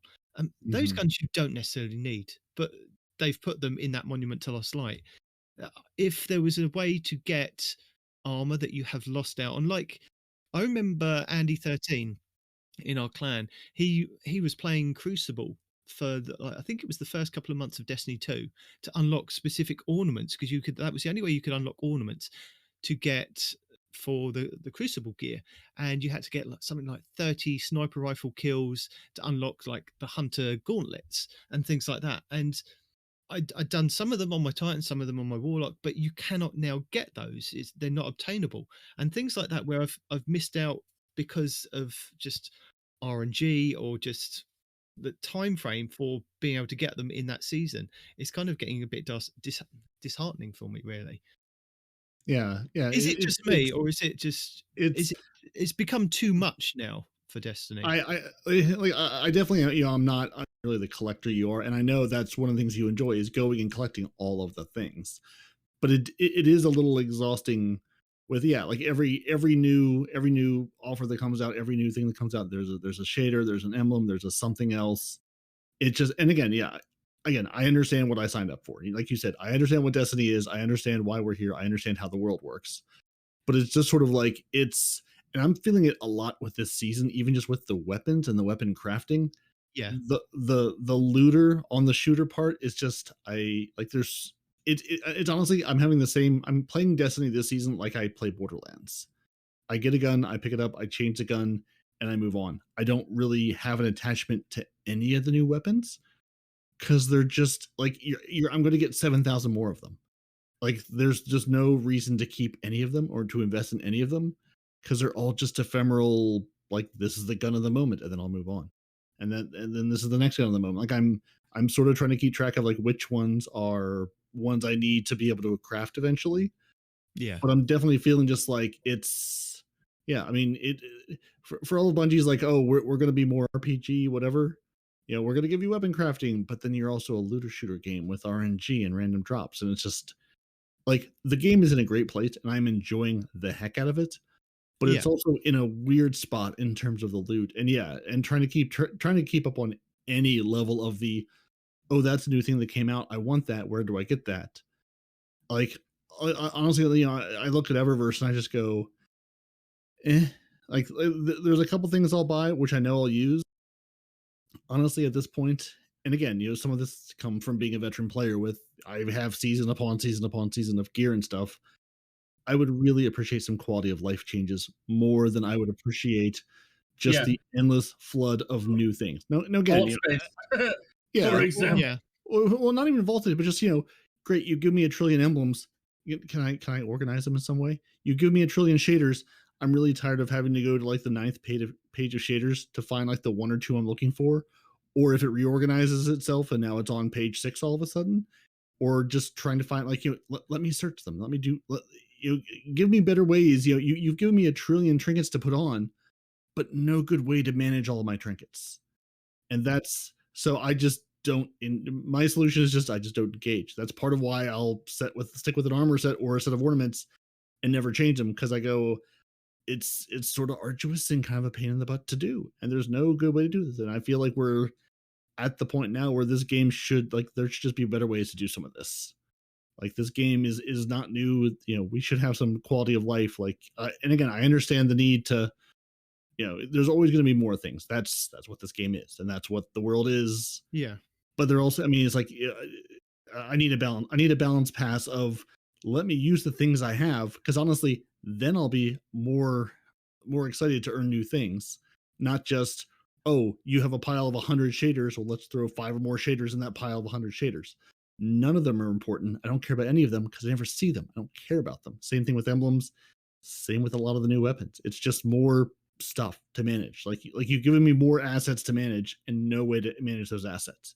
And Dim is great, and Little Light is great, and HR Commander is great, but just give me ways to do more in the game. I mean, because at this point, like you have to have a third party to do any of this. I agree with that. I'm all aboard with Peroty. Now, I'm less concerned with how to organize things and more concerned with having more things to organize, aka vault space. Right? The weapons I'm in agreement with to a point. Like, I think we have too many weapons. We don't need as many weapons as we have. I liked the idea of crafting, so you can craft your one weapon, let it be the weapon to end all weapons, and just be done with it for this season. And yeah, I mean, I agree with Peroty. Peroty's got some solid points there. It's just I'm not sure what it is at the moment with it. I was played with Arth this week. Funny enough, we were actually able to sync up during the week, and where I'd been at work and hadn't been able to play as much within, I think, a 5-day space of time and editing the podcast, finally jumped on the Wednesday, played with Arth, and I was lost at what to do because Mm-hmm. I'd been away for 5 days and there'd been a week's reset in between, and I was like, I'm really confused at where I am and what I'm actually meant to be, not what actually I'm meant to be doing, but what I can do. There's still so much to do, and there's I mean, that was the other good thing. I realized that what they said last year with the seasons aren't going to be going away at the end of, say, May when this season ends. Those, like the Psyops Battlegrounds, will be staying for the year. And I don't think they've said that in the last couple of months to kind of reiterate that to people. So don't worry that if you're doing Psyops Battleground stuff and trying to get triumphs for that, that will still be available until the next big Lightfall comes up, either 2023 or at the end of this year. But I mean, challenges are still a thing that need to be done within this season. Otherwise, you miss out on Bright Dust, XP, and Insight and things like that. But yeah, it's just I feel that I'm flailing and getting behind with my collecting and trying to do as many triumphs as possible. And I think it really hit home. It didn't really hit home the first time they did the Destiny content vault, because I was just like, well, I missed out on like certain pieces of armor and hadn't kind of. I really did try and do the Gambit one with all the different armors and was it the Reckoning where you had to go up Yeah. the bridge? Yeah, Yep. I really Recover tried to title. do. Yeah, I really tried to do that and knock that out, and I just found that I couldn't do it, because I think that's the other thing, is that because I play across all three characters, it's hard to kind of collect for everything and Oh all the yeah. characters unless you are full time at this game, and Oh yeah. that I don't have Yeah, the time I for. wanted to bring that up to you guys Yeah. too. There's no way. There's no way. Like unless Yeah. you're doing this full time, there's not enough hours a day, Mhm. to get everything you want to get on all three characters. And not even hours with space, because I had gone through Right. that checklist, right, and gotten rid of everything that the checklist says you don't need. And I freed up like 30 something slots in my vault, right? And now that I had to play the Titan, well, now I had to go through and I'm collecting all this stuff, right? And even though the weapons haven't really changed, right, I still got rid of all the weapons I don't need. Well, now I'm adding a bunch of Titan armor that the game says you need to hang on to. So once again, I'm fighting around 484, 485 vault space out of 500, and I'm running out pretty regularly. And I got to go back and delete a bunch of weapons and delete a few armors that even the checklist says I have. And that's without even touching the Warlock this season. It's just like, Right. Yeah. God, man. Yeah. There's not enough. Like I appreciate that weapons are shared, but there's just no way. Yeah. There's no way if you. I mean, I as someone who does not really keep multiple armor sets, who doesn't play his other two characters really in any serious way except for like Iron Banner. Like the Warlock I played with Iron Banner and stuff, and like I have some of the exotics. The same thing with the Hunter. Like I have a half dozen or so exotics and stuff in my vault or on those characters. But if you're playing all three characters and you want to have those things available to you, there's no way to do that with any kind of armor in your existing vault. You just can't. There's no room for it. There's no way to do it. And yeah, you can pull things out of your collections and whatever. But again, there's so many random rolls. No, you can't. Like it's sort of goes back to that. Are we a looter shooter? Are we an RPG? Are we a little bit of both? Because it sort of feels like we're not really a good version of like we're sort of like we're not a great version of anything right now. Exactly. Again, which is not to say I'm not sitting here playing Destiny every week because I love Destiny. It's not like we're not moaning, oh, the game's in a terrible place and it sucks, but it's always sort of like tried to walk this identity crisis of what am I? Am I Final Fantasy or am I Borderlands? Am I a looter shooter? Am I an RPG? And in sort of typical Bungie fashion, they sort of seem to go back and forth between like some seasons it's more one than the other, and like it just always feels like it's in like the awkward adolescent growing pains. Well, like we never quite grow into our own way. Because I feel like for the last 2 years I've said, oh, I can see who they're moving here, they're moving there, they're going in this direction, but it doesn't feel like we ever get there. Huxley brought up a point about how if they want to be an RPG, then they need to introduce a trading system. A, that's never going to happen. But B, I mean, the idea behind it is solid. If you're following what Peroty is saying, right? If you want to be an RPG, then be an RPG. Hey, I've got 5 raid weapons right here. I'll sell it to you for whatever god roll of this hand cannon that you have, right? Because this guy's been searching for this god roll he can't get, but hey, he's got 5 raid exotics. Let's put something in place to deal with that. But that's never going to happen because they don't really want to be an RPG. They're, like Peroty says, some awkward teenage phase where he can't figure out if he's into trucks or girls. Who knows? Girl trucks all the way. I think it's funny you bring up the raid stuff, because that's another thing that when I was thinking about this, that I don't play the raids because of like the time that I have to invest into it, Right. because where I don't get to play with clanmates, and because I'm in a different time zone. I mean, you guys get a little bit more flexibility of being able to join with other groups, but I mean, saying that, Peroty still hasn't been able to kind of get with you guys and do the other raids like the Deepstone Crypt and Garden and things like that. So it's not just me just being in a different time zone. Hasn't actually actively asked anybody either. No, but too. you know what I'm saying. It's just that sometimes it is hard to kind of sync up with people. So the time commitment even is hard. Even just finding, having the group is wonderful, but it's also just having the time at a time when the group's available and your life allows you to. So you kind of end up relying on LFG groups and things like that. And unless you find ones, I mean, there are ones that will take people through, and I'm not disputing those fine people that do help people through, but it's trying to find, it's you getting the time commitment to find those groups that will actually spend the time and take you through it, so that you're not a novice at it and you get experience, and then you can go back and play. Once you get that, that's fine, because I found that with Leviathan and Spire of Stars and Eater of Worlds, that was fine. People getting into that and playing that a lot more often. But with that, where we've now got the weapon crafting for the raid weapons, there's a whole set of weapons that I am missing out on because I can't get in there like some of the YouTubers and like some of the other people that play these raids constantly each week on all 3 characters. They're now able to get in there and farm their red framed weapons to then be able to level those up to then craft them to what they actually want. Well, you don't farm them in the raid, you buy them now, Demon. You buy one red frame weapon. You can buy one, but you can still play the encounters on all 3 characters and get a chance at those red frame ones to drop, so you get more of a chance. So there's that whole kind of thing that I'm missing out on, and that is only purely based on time and the commitment to get in there. But I'm sure there are other people like that just won't be able to get in there. I mean, like I said, apart from when we tried to play the Garden of Salvation when it first came out, that is the only time that I've stepped foot in there, apart from going in there and trying out glitches. I've never done the Deepstone Crypt, and the only reason I was able to do Vault of Glass is because I know Vault of Glass. I've done it from Destiny 1, and that was quite easy to kind of get back into because it's a raid that I've done. I can jump into an LFG group and get it done, so I was able to get my Vex, but I haven't got the other raid exotics from the other one, so I'm missing out on those.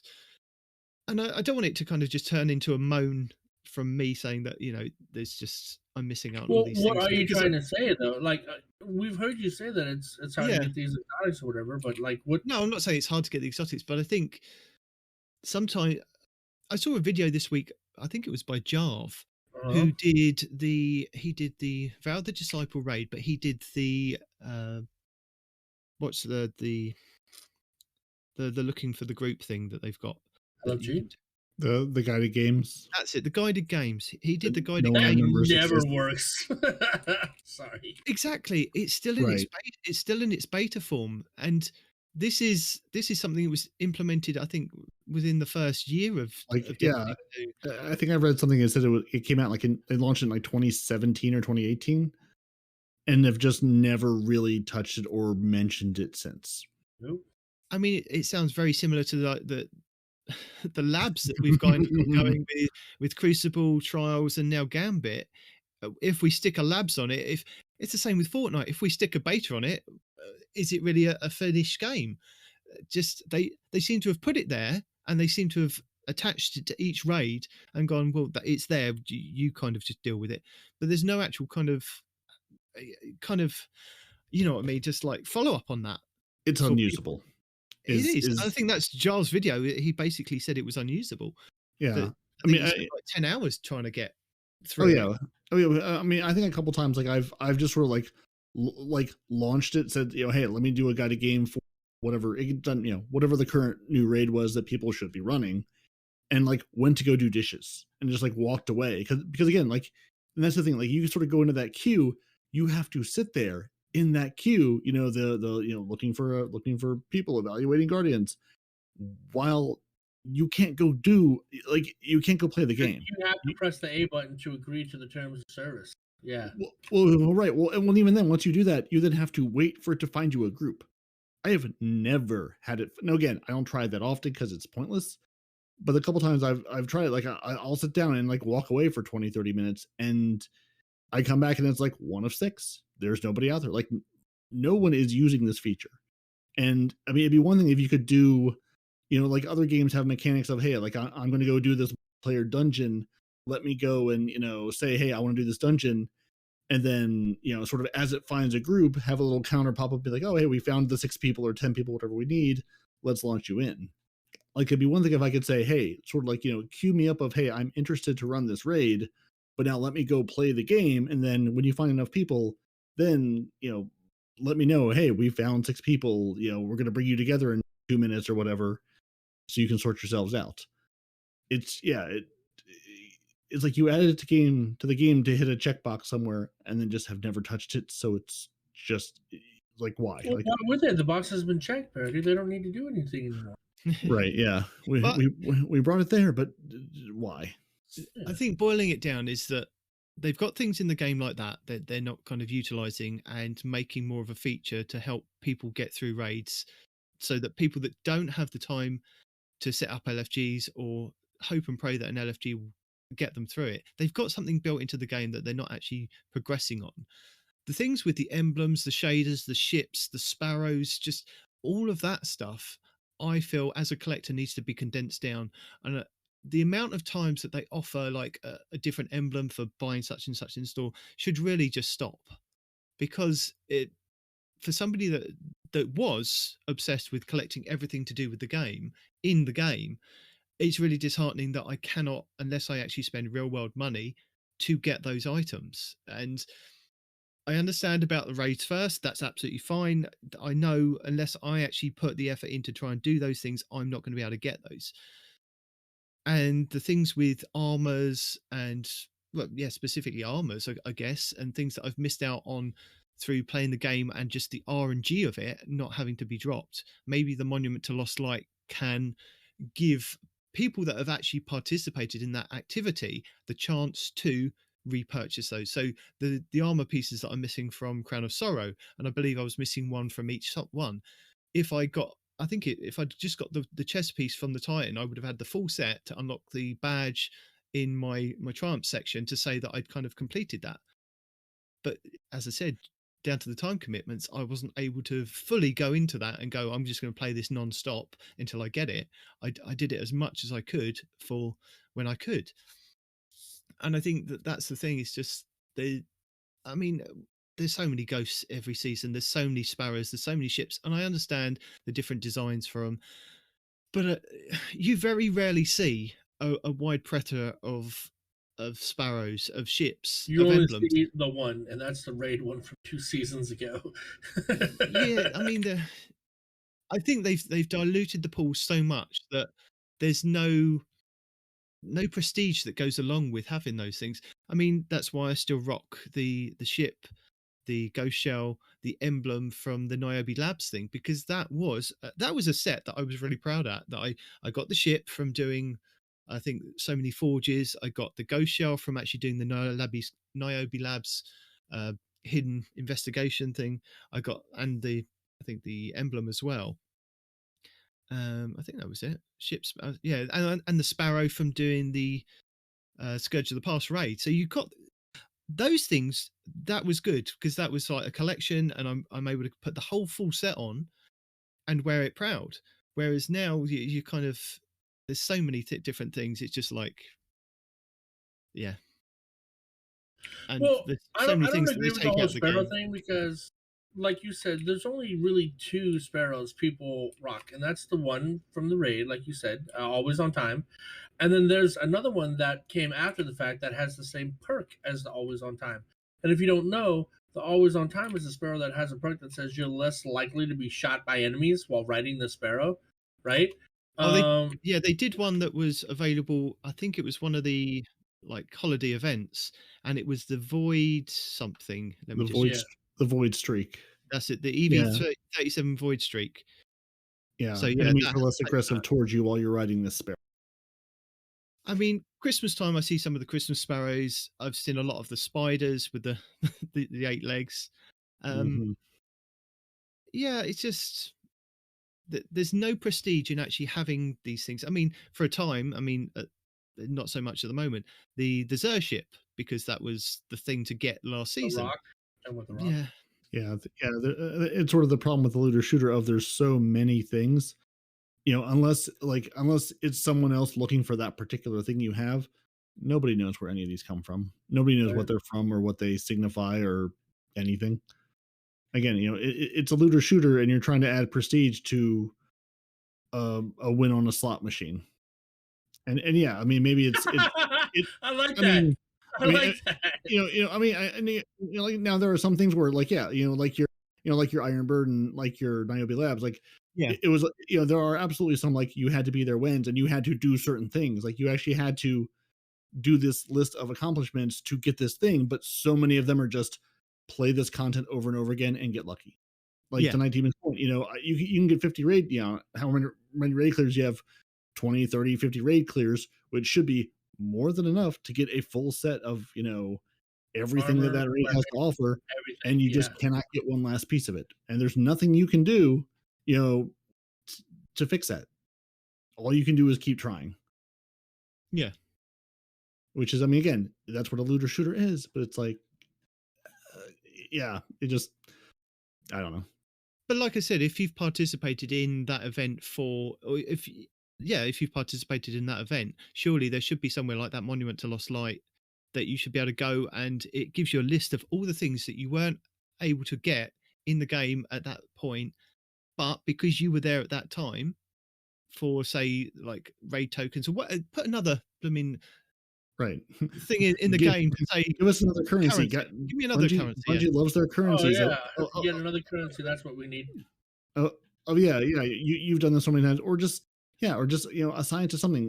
One of the rare currencies, be like, yeah, buy this, or sell it for silver, sell it for bright test periodically. I mean, Just even the make it gacha available in games some are way. like, hey, every 10 picks, you're guaranteed something of this rarity, right? So like, hey, every 20 raids, you're guaranteed the raid exotic or whatever. You know what I'm saying? I mean, even gacha games have a sense of morality. I think it all comes down to, and I blame Microsoft for this, for Triumph Score. Now, when Triumph Score first came out, it was the big thing to kind of get through as many games as you could with as little effort to get, a max Triumph Score on each game. And I think where Destiny has evolved from what it was, I mean, there is still a Triumph Score, and I've got the full Triumph Score for that. But in game, collecting all the different things, and where you cannot get certain things anymore because it's either been content faulted or it's just cycled out, like what they're doing with the Unbroken title. It's just, I think sometimes it's disheartening for collectors, and I just wondered if you guys felt the same. And I mean, you do, for different takes on it of what's in what you get out of the game, and I think for what I get out of the game, sometimes it's a bit disheartening. So when they say this is the last call to do your Unbroken title, I'm like now panicking. Can I get it done? Can I, the time investment to actually get this done? Because it is no small feat for, I think, just average players to get this done, because you have to get to 5,500 in 3 seasons, and it's going to have to be back to back to back. Yeah, in 3 seasons, and you have to have, I think, 15. I think it's like 15 times you've hit legend just at all, which you can do multiple times in a season. I think I'm 9 of 15 of those from the couple of seasons when I actually played competitive Crucible. And there's just there's and it sort of goes back to the it would be nice to know when things are going away on a bigger schedule. Like, so again, like you can Yes. sort of say like, and I understand. So I'm sure a lot of it's fluid and a lot of them going well, competing priorities, blah, blah, blah, blah. It'd be nice to know that like, hey, like, we're thinking of taking this away in the next year. It's on the thing. So if Put it's it, something you put it care in about people's doing, minds to yeah, say, okay, I this mean, is sort of something like they're if thinking it's about, so it's obviously a thing. right.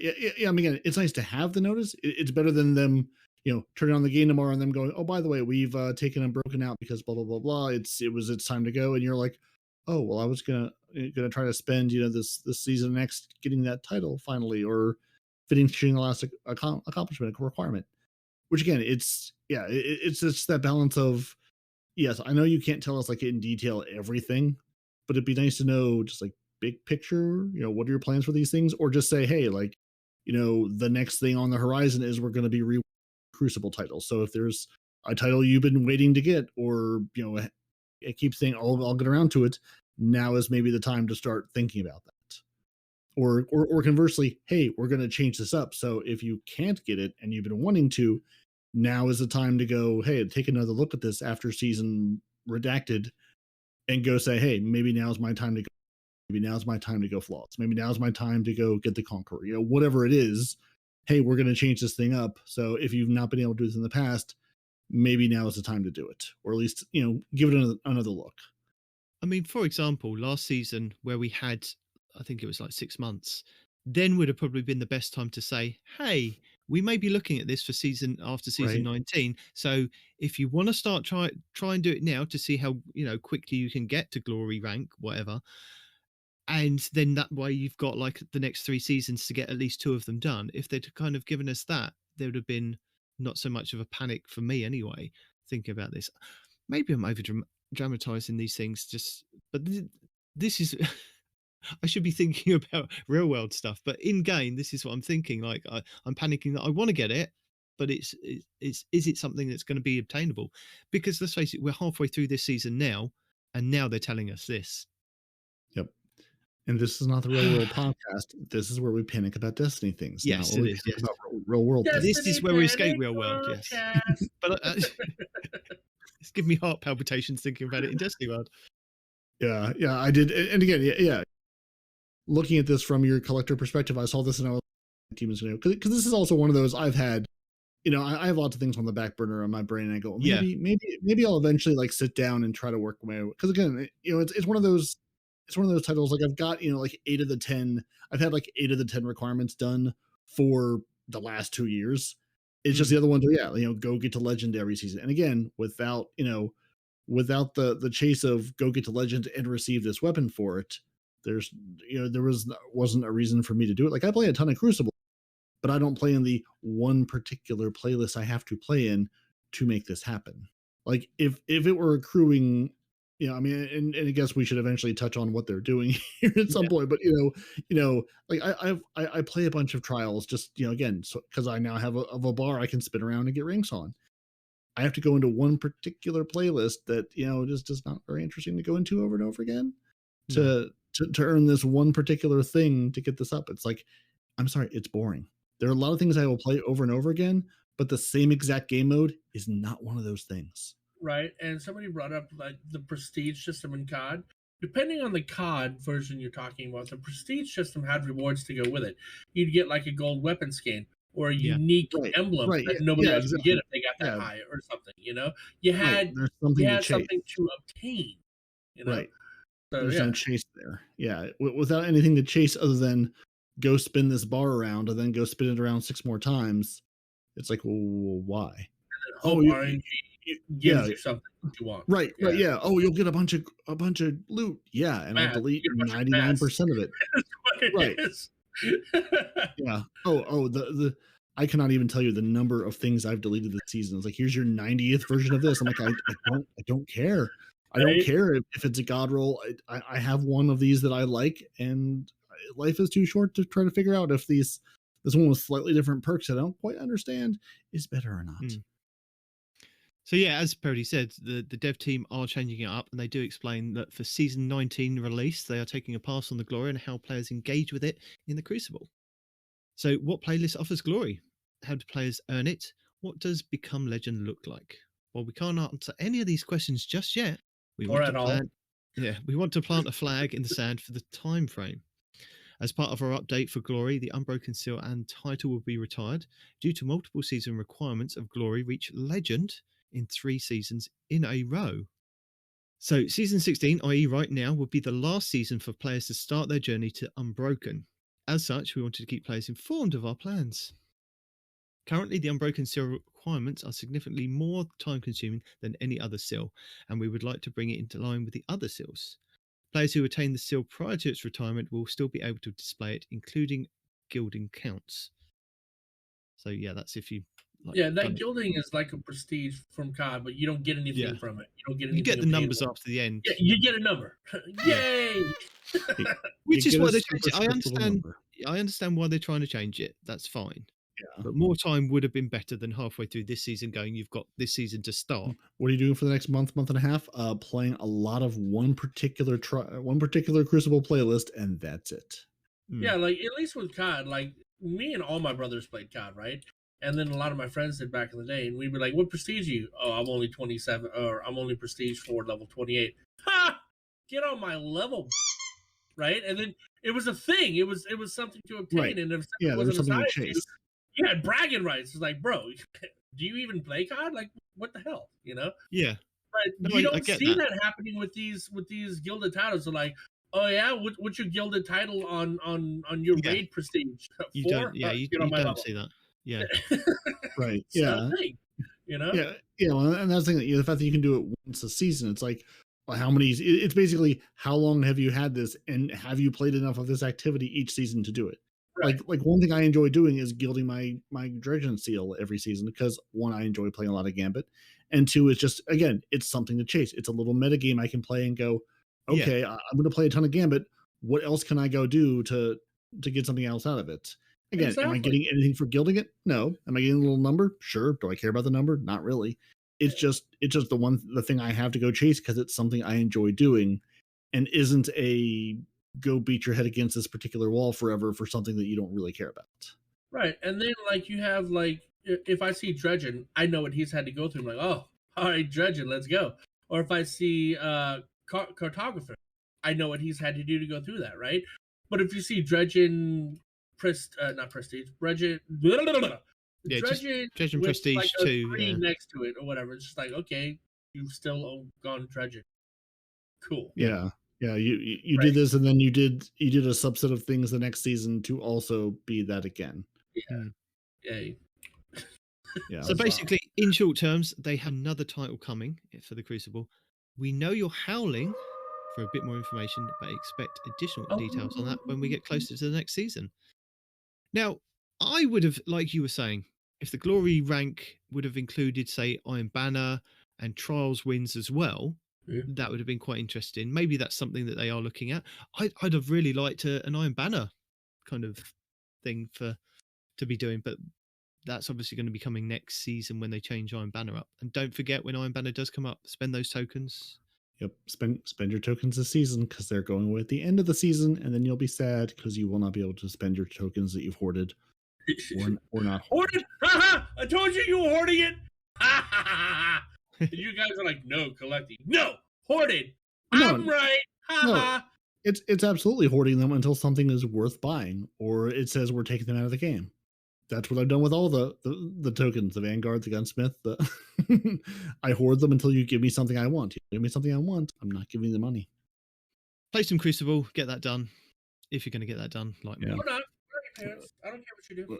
Or give it up and be like, no, we're not doing any of that. I'm going to try. I am going to try. But a week for rituals. Next week. No. We have quite a bit going on in the Ritual Games of Destiny 2. The Grandmaster Nightfalls will make their first appearance of the season, along with our first Gambit Labs week. If that's not enough, they also have Trials freelance taking place next weekend. So there's something for everyone. Is there, Bungie? Gambit is for everyone. It's just a horde mode. So is Trials. It's just a hard mode. Mm-hmm. Exactly. So, Grandmasters, on Tuesday the April the 5th, Grandmaster Nightfalls will make their return to Destiny 2. And for those not taken on a Grandmaster Nightfall before, this activity is at the top of the mountain when it comes to strike content. They give you a quick breakdown of this. So the Grandmaster requirements are a total of 1575 power. So you want to max your pinnacle power and get some bonus seasonal artifact power before taking on the challenge. So as long as you can reach that, you've got an end to it, basically. So it's best to kind of get to your pinnacle power. So that's 1560, and then you've got like another 15 wiggle room with your seasonal artifact. Now, it doesn't matter if you're over that, you can be over 1575. It will cap you back down to 1575. So combatants take more hits, deal more damage, and are far more aggressive. Champions will appear in many encounters, so be sure to work with your team as you build your loadouts. Revives are limited, so you want to be careful and strategic as you make your fight through each encounter. And darkness will slowly encroach on your ability to revive teammates, so don't take too long aching your way to the boss. If you guys that don't know, and apparently a lot of you don't know, that timer does not reset when you revive somebody. That timer is the timer you have throughout the entire encounter. So if you have a 60-second timer and you revive your teammate with 10 seconds left, the next time one of you goes down, you have 10 seconds to revive that person, otherwise you wipe. I honestly didn't know that. You didn't? No. Yeah, no, it's a shared timer, dude. It does not reset. Sure? Yes. Okay. Respawn says it's so. And everything except the raid. All these encounters that you've been doing through the Witch Queen, with the exception of the raid, those are shared timers. Whatever you use is gone. Okay. So I need to get to 1575 is what you're telling me. Yeah. And of course, what would the challenge be without a little loot at the end of it? Yay! You can also get the Conqueror Seal. So this and title. That's not loot. No, but it says you can also get that. And that's earned by those who complete Grandmaster Nightfalls and the associated challenges. Now, I do believe that is getting 6 Grandmasters done. And unlike 2 or 3 over the last couple of seasons, that will still be ticking along. And there are other requirements for it. Let's have a quick look so we can go over this more professionally for people. Conqueror Seal. You will need to earn a high score in a Nightfall strike. So 150,000 total points. 3 different steps. You'll need to defeat champions. Have defeated 100 champions in Nightfall strikes, and those must be cumulative because I have certainly not done that this season. Right. You do need to complete a Grandmaster Nightfall strike with each subclass. So Arc, Solar, Void, and Stasis. You need to do 1 of each, and then 6 different Grandmaster Nightfall strikes. So not just 6, but 6 different ones. Yeah. And so it's only 4 things you have to do. But it's 4 things you have to set your mind to and actually get a team together to go do. Which you can tell, I have exactly 1 strike completed out of the 6, and I've done it on 1 subclass. So after 9 even takes me through, it'll be 2 of them. So I'll be halfway there. Yeah. After the glaive build, guys, the glaive build with your invis, weakening, all that other fun stuff is still a very, very viable build in these Grandmasters. So don't overlook it just because they've air quote nerfed it so that you have to have energy now. Keep in mind, 1 hit with a glaive projectile will give you enough for 2.5 suppressions for the glaive. Because each glaive takes 10%, 1 hit gives you 25%.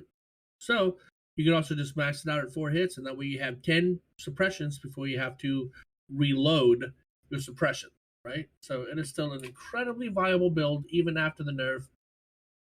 Don't forget it. Is it going to be? Are you going to be able to get close enough to anything in the Grandmaster to hit them with a glaive?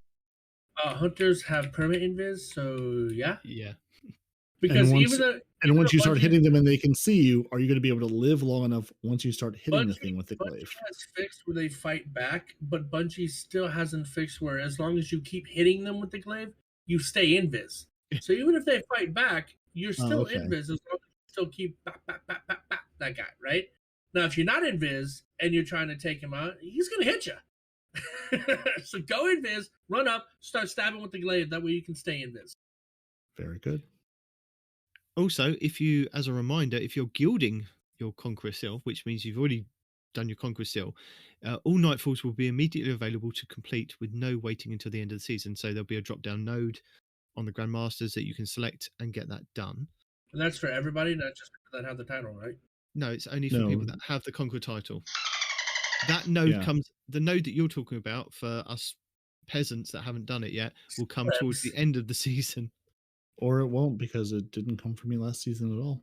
But yeah, but now if you don't have it, if you have a friend who is a conqueror and they have access to it, you can join their fire team and they can take you in early. So if you're trying to get it done before the end of the season, find a friend who has already conquered and go in and do it with them. Although I think I feel like there was some, when we talked about it last time, there was some limit about like if you already do the one once, they can't then do it again. Or I can't remember now. Yeah, they can only do it once for each one, can't they? Complete it through. So Yeah. So you're going to need either one friend to take you through all of them or a number of ones, depending which ones you've done. or if your friend dips out literally in the last couple of seconds as you take down the boss so that it doesn't complete for them, they can then take other people through. Well, there you go. I'm sure there are ways around it. There's gotta be. Yeah. Next week, you have some nice adepts returning for your rewards. We have the Palindrome and the Plug 1.1. So that's the hand cannon and the fusion rifle will be available as drops when you've completed the activity. The adept weapon mods, the ascendant shards, and enhancement prisms can also be earned upon activity completion. And I do believe they changed this in the Grandmasters, that you will definitely get a weapon drop once completing a Grandmaster, didn't they? I think they changed that last season because there was a lot of people saying that I've done a Grandmaster and I've got nothing. Now you're guaranteed a weapon drop. So yeah, that sounds familiar. We're going to go with yes. We are going with yes. Yeah. Because I feel like I remember reading that announcement. Why would you go through that to get nothing out of it? Again, that's the reason you're stepping into them. And if you've forgotten what I told you at the beginning, don't forget there is Vanguard rep available, double Vanguard rep starting next week. So Zavala's just throwing you in at the deep end. And you don't have to do the Grandmasters, you can just do Nightfalls if you want to, or just do the Vanguard Ops playlist. There you go. Yeah, and that's one thing. If you are trying to get your seasonal title done, one of the things is going and resetting your rank with Gambit and Vanguard to get your Reckless Endangerment and then get the ornament for it. So take advantage of those, double XP weekends, double XP weeks. Which it sounds like next week it's Gambit and Vanguard both. You can go get all the rank in all the places. So if you've been waiting for a week to go grind through something, now's your time. And now's my time to hand over to Peroty, who's really excited about his new Gambit Labs Invasion Swap. Oh, I am excited about my new Gambit I don't Labs. know what this is. Tell me what it is, Peroty. That's when you swap your Gambits. But first we had to take our Gambit and then give it a slew of bug fixes, and then a little bit of minor tuning through the last couple of hot fixes. So now it's ready for labs. Really? So Okay. both Gambit matchmaking nodes, main and freelance, will be updated and will feature the Gambit Labs Invasion Swap. This version of Gambit will change up who gets invasions during the moat phase of the activity. When a given team reaches 25 and 75 banked moats, the opposing team will be given one invasion. So instead of banking moats to unlock your own invasion portal, you're unlocking the opponent's invasion portal at 25 and 75 moats. So needless to say, this may change up your strategy for both invaders and bankers. Do you put your largest blockers in? Do you stat your large and small blockers? Do you invade immediately when the opponent's bank opens with enough moats? Or do you hang out and fight your way up to getting more moats for yourselves? There's Gambit rep. To this. If you're not dredging yet, remember how dredging you have to have your whole team deposit 15 moats in a certain amount of time, right? You could easily do that with this because you don't have to worry about invaders coming in until you dunk your moats. So that's an easy way to get that done. And then find yourself a team to be like, listen, we're going to hold these and put them in at the same time. Something. Destiny Crest. And they remind us, your Gambit reputation will be doubled all week while the labs are active. And again, if you like Gambit, you don't like Gambit, it's a good week to jump in and get things done. I've played Gambit pretty much all of last week with the rep was doubled and got my rank reset, and I'm halfway around to another rank reset because I enjoy Gambit. Yeah, I mean, this is something I'll probably go in and try just to see what it's like. So yeah, I'll give it a go. I'll give it a whirl. I appreciate that they're adding the the double Gambit rank in addition to they're going, here's a carrot on the end of the stick. Oh, and look, there's also a piece of pie over here. If you go in, carrot. 2 carrots. It's a No, carrot and a pies are carrot. nice. Pies It's are a carrot. nicer. Yeah, it's a carrot and a carrot cake. You can say, listen, Ooh. you're going to go in, you can play this mode, and it's going to give you the freelance node. So if you're, again, I want to go in but not face a team of 4, I can go in all alone and hang out with other people who are all alone. And then maybe you can make friends along the way. Or maybe not. It's Gambit. It's a horde mode. It's absolutely a great place to rack up glaive kills. Yeah, true. Oh, that's all I've been maining glaive in Gambit this week and last week. Just going to town as a Void Titan with a glaive, and it's all over. Well, prior to the Beautiful nerf, weapon. you'd even run up to the boss and just perma glaive him. I don't think you can do that anymore, unfortunately. Oh, you can semi-permaglaive him. You can run up to the boss and get a couple hits in before he stomps you and sends you flying. Fair enough. Pop that shield right before you get stomped. Continue on. Pop. So what's happening next Friday, Peroty? Next Friday, since we don't have any Iron Banner at the moment, we're also going to have Trials Freelance. So your Trials Freelance returns. This consists of a solo players only playlist. So if you want to go into Trials, but again, don't have a team, don't want to fight people who are already in teams of 2 or 3, keep your head on a swivel. Communications may be limited, but you never know who might be the lone wolf to lead you to victory. So it's fun to go in. I've had a lot of good times with the Trials Freelance because I just hope for that. Hey, I got the Unbroken Flawless guy on my team. We're gonna win one of these. It's a great way to go in and say I'm gonna knock out bounties. I'm gonna earn rep and buy yourself some more summoners or messengers or whatever thing it is you're hunting this season. In that playlist. Yo, ZK, need a hand, was it? But Oh, I said just hope ZK Mushroom is on your team in that playlist. Must be nice. Yeah. So again, and that works the same way as all the other freelances. There's a regular trials or freelance trials. Go see Saint 14, pick up some bounties, and go have fun with it. That's a lot going on. Grandmasters, Gambit Labs, Trials Freelance, and another hot fixes in the pipe. I know you guys have enjoyed all the hot fixes. We have another one. 4006 is going to go live next week on Tuesday, April 5th. It's going to be released, and again, sort of same thing. I feel like we should just put in the clip from every other week. 9 a.m. Pacific, noon Eastern, 1600 UTC, middle of the night Australia. Destiny 2 maintenance begins. 45 minutes later, game gets brought offline. 15 minutes after that, your update rolls out to 4006. An hour after that, theoretically, maintenance is completed and Destiny comes back online. And remember, all the apps are down while the game is offline, because if the game's offline, the servers are offline, your APIs are offline. There is no DIM, there is no Ishtar commanding. There is sitting and listening to podcasts and watching videos until the game becomes available. Yeah, and do take that it comes back up after the hour with a grain of salt, because I've seen many times over the last couple of weeks on Twitter them going, maintenance is extended by 2 hours, maintenance is extended by 3 hours. We're having issues with people with beaver errors, so we're going to be taking it back down again. So just beaver errors. That's never we can always hope. There is always hope that these things go to plan, but no. For no other reason, this is a reason to have Twitter, to follow Bungie Help on Twitter, because they are very good at saying, hey, we're expanding this. Hey, here's what's going on about it. Yep. If for some reason you're playing on Windows 7 or God help you 8.1, since the Witch Queen's lost, some players on Windows 7 8.1 have been unable to enter the game. This issue should be resolved with this hotfix for 4006. So yeah, if you're on an older version of Windows, welcome back to Destiny. Welcome to Witch Queen. Glad to have you. Yeah. There's some account security. Account security and best practices are the most effective way to ensure the protection of Destiny's accounts and guardians and their items.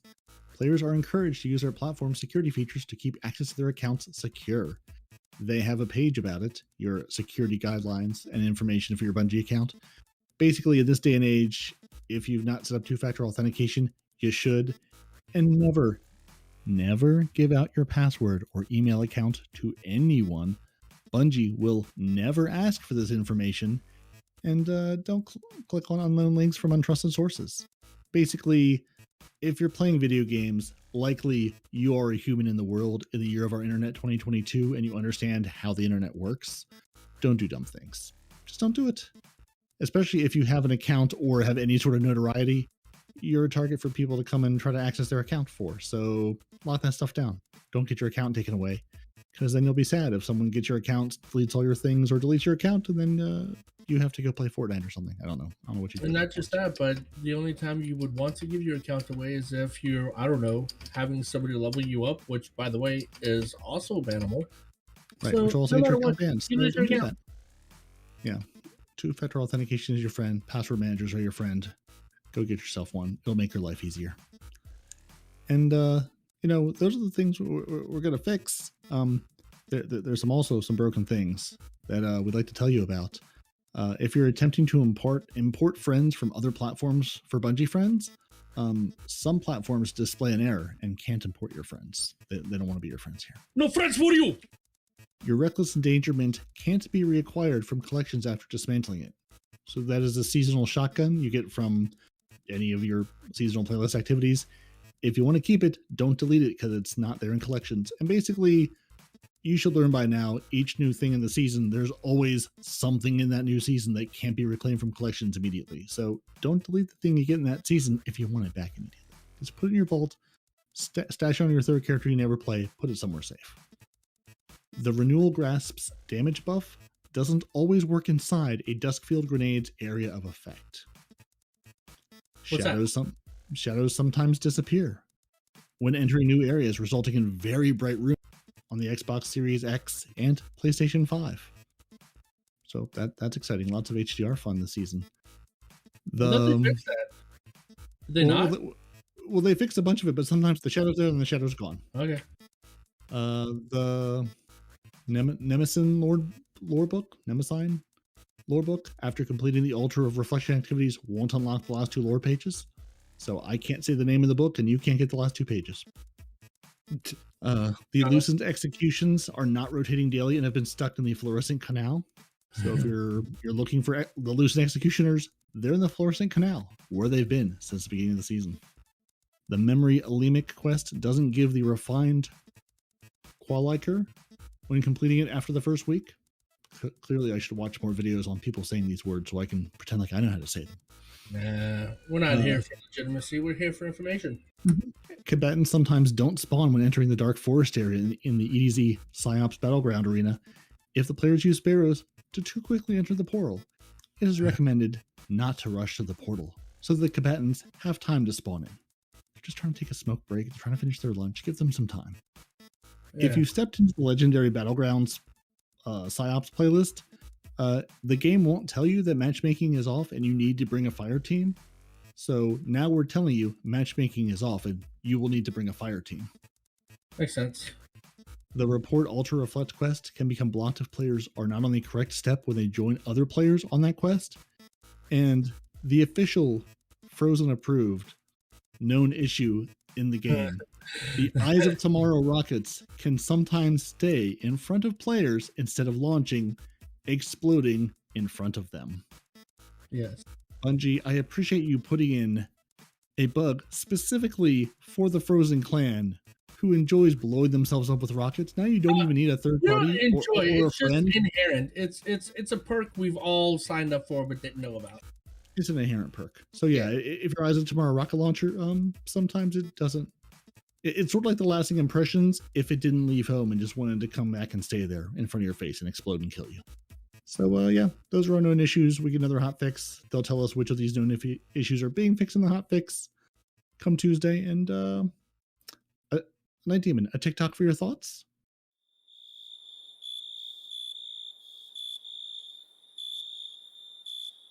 Do what? No. What? No. A TikTok for your thoughts? No. Oh, okay. Well, I thought you were genuinely asking me if I could come up with a is. TikTok. No, he's not. He's reading the next line. I mean, you could just look down and say, Hippie tells us that, sometimes they do gameplay clips, sometimes they do musical tributes, sometimes they do all sorts of things. But don't get me wrong, this week they want to do something a little bit different and are diving into the world of TikTok and Snapchat. Big things, wild things, hold on to your butts. So the movie of the week is the Accept My Invite You Cowards, which is wonderful and great. And you should send that to anybody who won't accept your invite, you cowards. Right.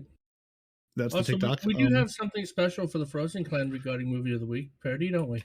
We do. There's also a Snapchat. Someone's made a hive worm Snapchat filter, so you can put the hive worm out there in the world, which I have mixed feelings about. And as a cherry on top, we have a deep explanation of why Rolk is all Rolky. So, yeah, TikTok, Snapchat, there are people out there who are creating Destiny content, not just on YouTube and Twitch, but all the places you want to be. And one day we will see Nitedemon here at the Artist for the Week, but for now we have a Vow of the Disciple, so aren't worth there, and a beautiful Sate 14 3D printed statue of him standing over the Vex, just looking Sate 14, and it's wonderful and perfect, and should win every week. Nice. Someone 3D rendered a Titan, a Warlock, and a Hunter, and a second Warlock. It looks like all being friends because it's the friend game. That's what we're here for.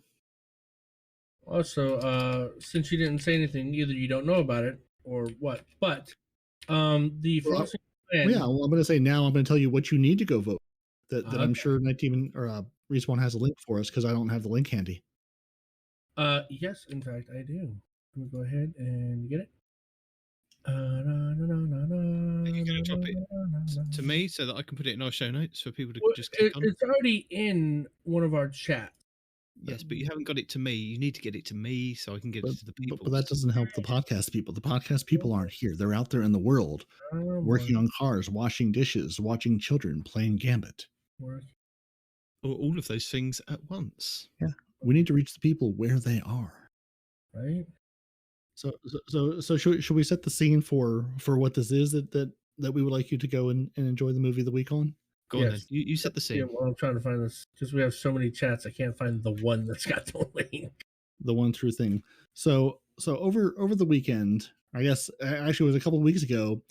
Again, Australian superstar Andy 13 had put together a party planning committee for G-Dad, who is his one of father. the most wonderful, his father-in-law and wonderful Destiny playing human of the great Australian lands. Mm-hmm. He was turning 17 Australian years old, which is 70 everywhere else. Yep. Yeah. I mean, that's what I said. 17 in Australia, 70 everyone else. And so he's been trying to get us together in a giant birthday party in the tower. Well, in typical Bungie fashion, we got 6 or 7 people into the tower and then just could not load anyone else into the tower because the game would just set you in orbit forever, never airing out, but never letting you in, even though there was space in the tower. We had taken over almost an entire tower instance, but still couldn't get people in because it would show them on the list, but we couldn't actually get there. Right. So we ended up having, I think, 11 or 12 of us loading into a private Crucible match, waiting for Andy and G-Dad to join us to ambush him as a happy birthday party. And somewhere, Respawn is looking for the link that I think Golden got submitted as movie of the week of the 12 of us dancing and having a good time in the tower. As G-Dad comes in and is completely ambushed by lovely guardians dancing and emoting and waiting for him. Yep. And then we all killed each other in a fraction of a second. Oh, got it. Bam. So there you go. I will put that in our show notes. So we would appreciate it if people could vote on that for movie of the week next week. Show notes. Yeah. If anything, it's for a guy that, like, even I have attempted on multiple occasions to get angry and have never even heard him raise his voice. You cannot make him mad. No matter what you do, no matter how many times you run the same thing over and over again, he can't get mad. He's a human being with infinite patience and all in all, a really good guy. So, yeah, give him some love. Help make it the movie of the week. That way it's on the internet forever, and he'll have something to hang on to until he turns 18 next 10 years from now. Yeah, it's all in good fun. So while you're still talking, Respawn, why don't you just carry on talking and tell us what's in your Respawn's Report Roundup?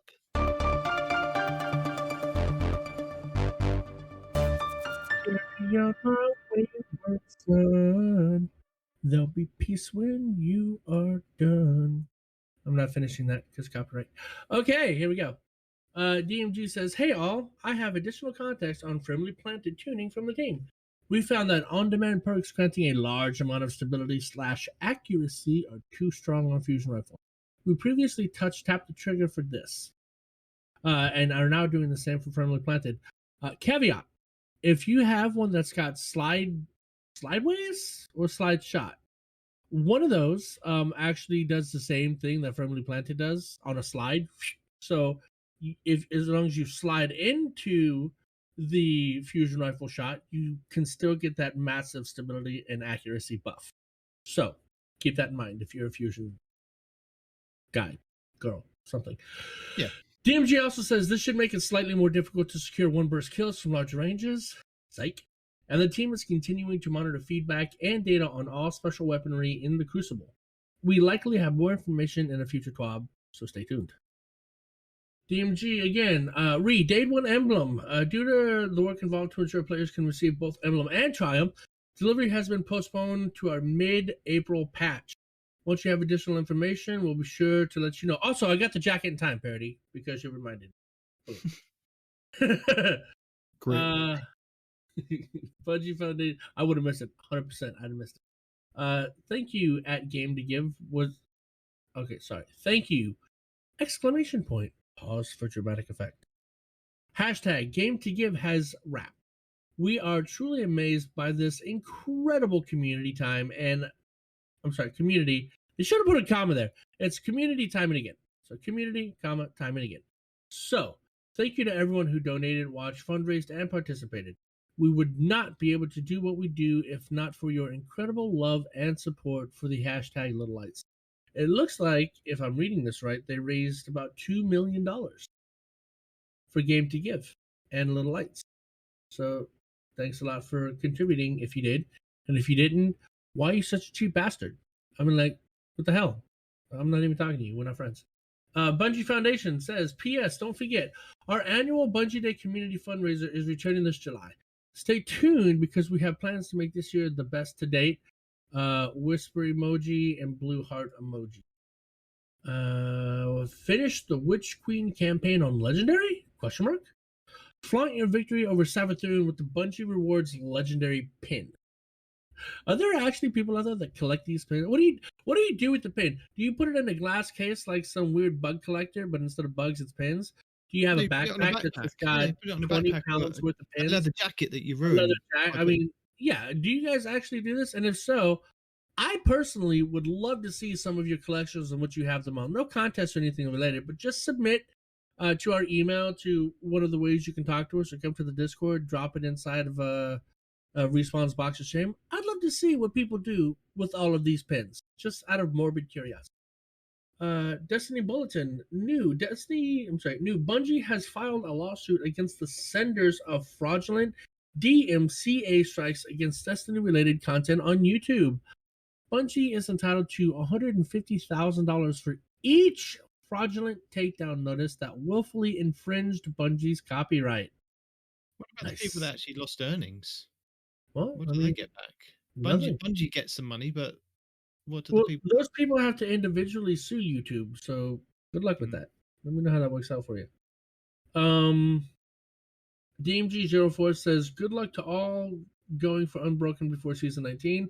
Don't have a ton of details to chew on for the future plans just yet. Take a drink. But wanted to make sure that anyone who wanted the title had appropriate time to snag it. More details in the TWAB. He gives a link. He's replying to, no name, just a paragraph. So, if you're just starting your march towards the Unbroken title, now's the time to get your legend ranks completed in the competitive playlist. We'll have reminders each season to keep players informed, and we'll provide updates on future Crucible plans over the next few seasons. In the short term, we do have another title coming to the Crucible. We know you're howling for a bit more information, but expect additional details on that when we get closer to next season. I'm assuming howling is italicized because it's going to be related to Iron Banner. Maybe it's another Iron Burden title. Hopefully it's going to be an Iron Banner one. It's going to be another Iron Burden. This time, you have to lower your light as low as possible and kill 5,000 Guardians that are higher than your light. I can do it. With melees. Yep, I can do that as well. Abilities only. Mac at MacTixG1 says, imagine Menagerie was never removed. Every season, instead of a seasonal activity, A seasonal themed encounter was added to the menagerie, plus Chalice loot table refresh. Every expansion, a new boss gets added.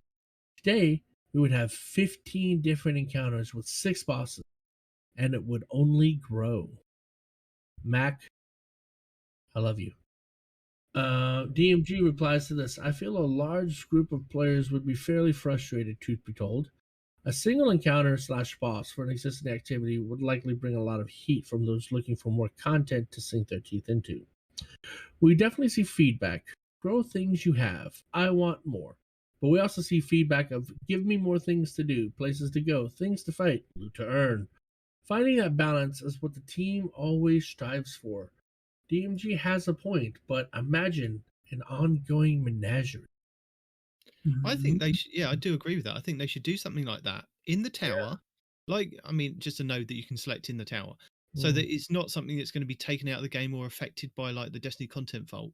So something like Menagerie, and combine it with like Star Trek. So we have a holodeck where we go and fight previous bosses or previous enemies to hone our skills and, call it something else. And like he said, switch it up. We have different bosses, we have different rewards. That way, it's an ever evolving thing. Nice. I agree. Do we have any questions and feedback? Not that I saw. We did on YouTube. Did Yeah, we're getting some feedbacks on the YouTubes actually. Nice. Let's just quickly go through those to give those guys recognition, or girls, for commenting. So we had this was a good one from Ken's Ghost. What separates this Destiny podcast from the rest is the constant length. Looking forward to listening when I start my next shift at work. Thank you very much for Ken for getting in touch with us. Or his ghost, sorry, Ken's Ghost.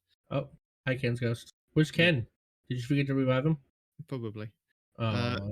Carlos, cool. This should be called 3 Titans and No Hunters, LOL. No. You made that up. That's not a real person. Honestly. Yeah, honestly, you made it up. It's not a real person.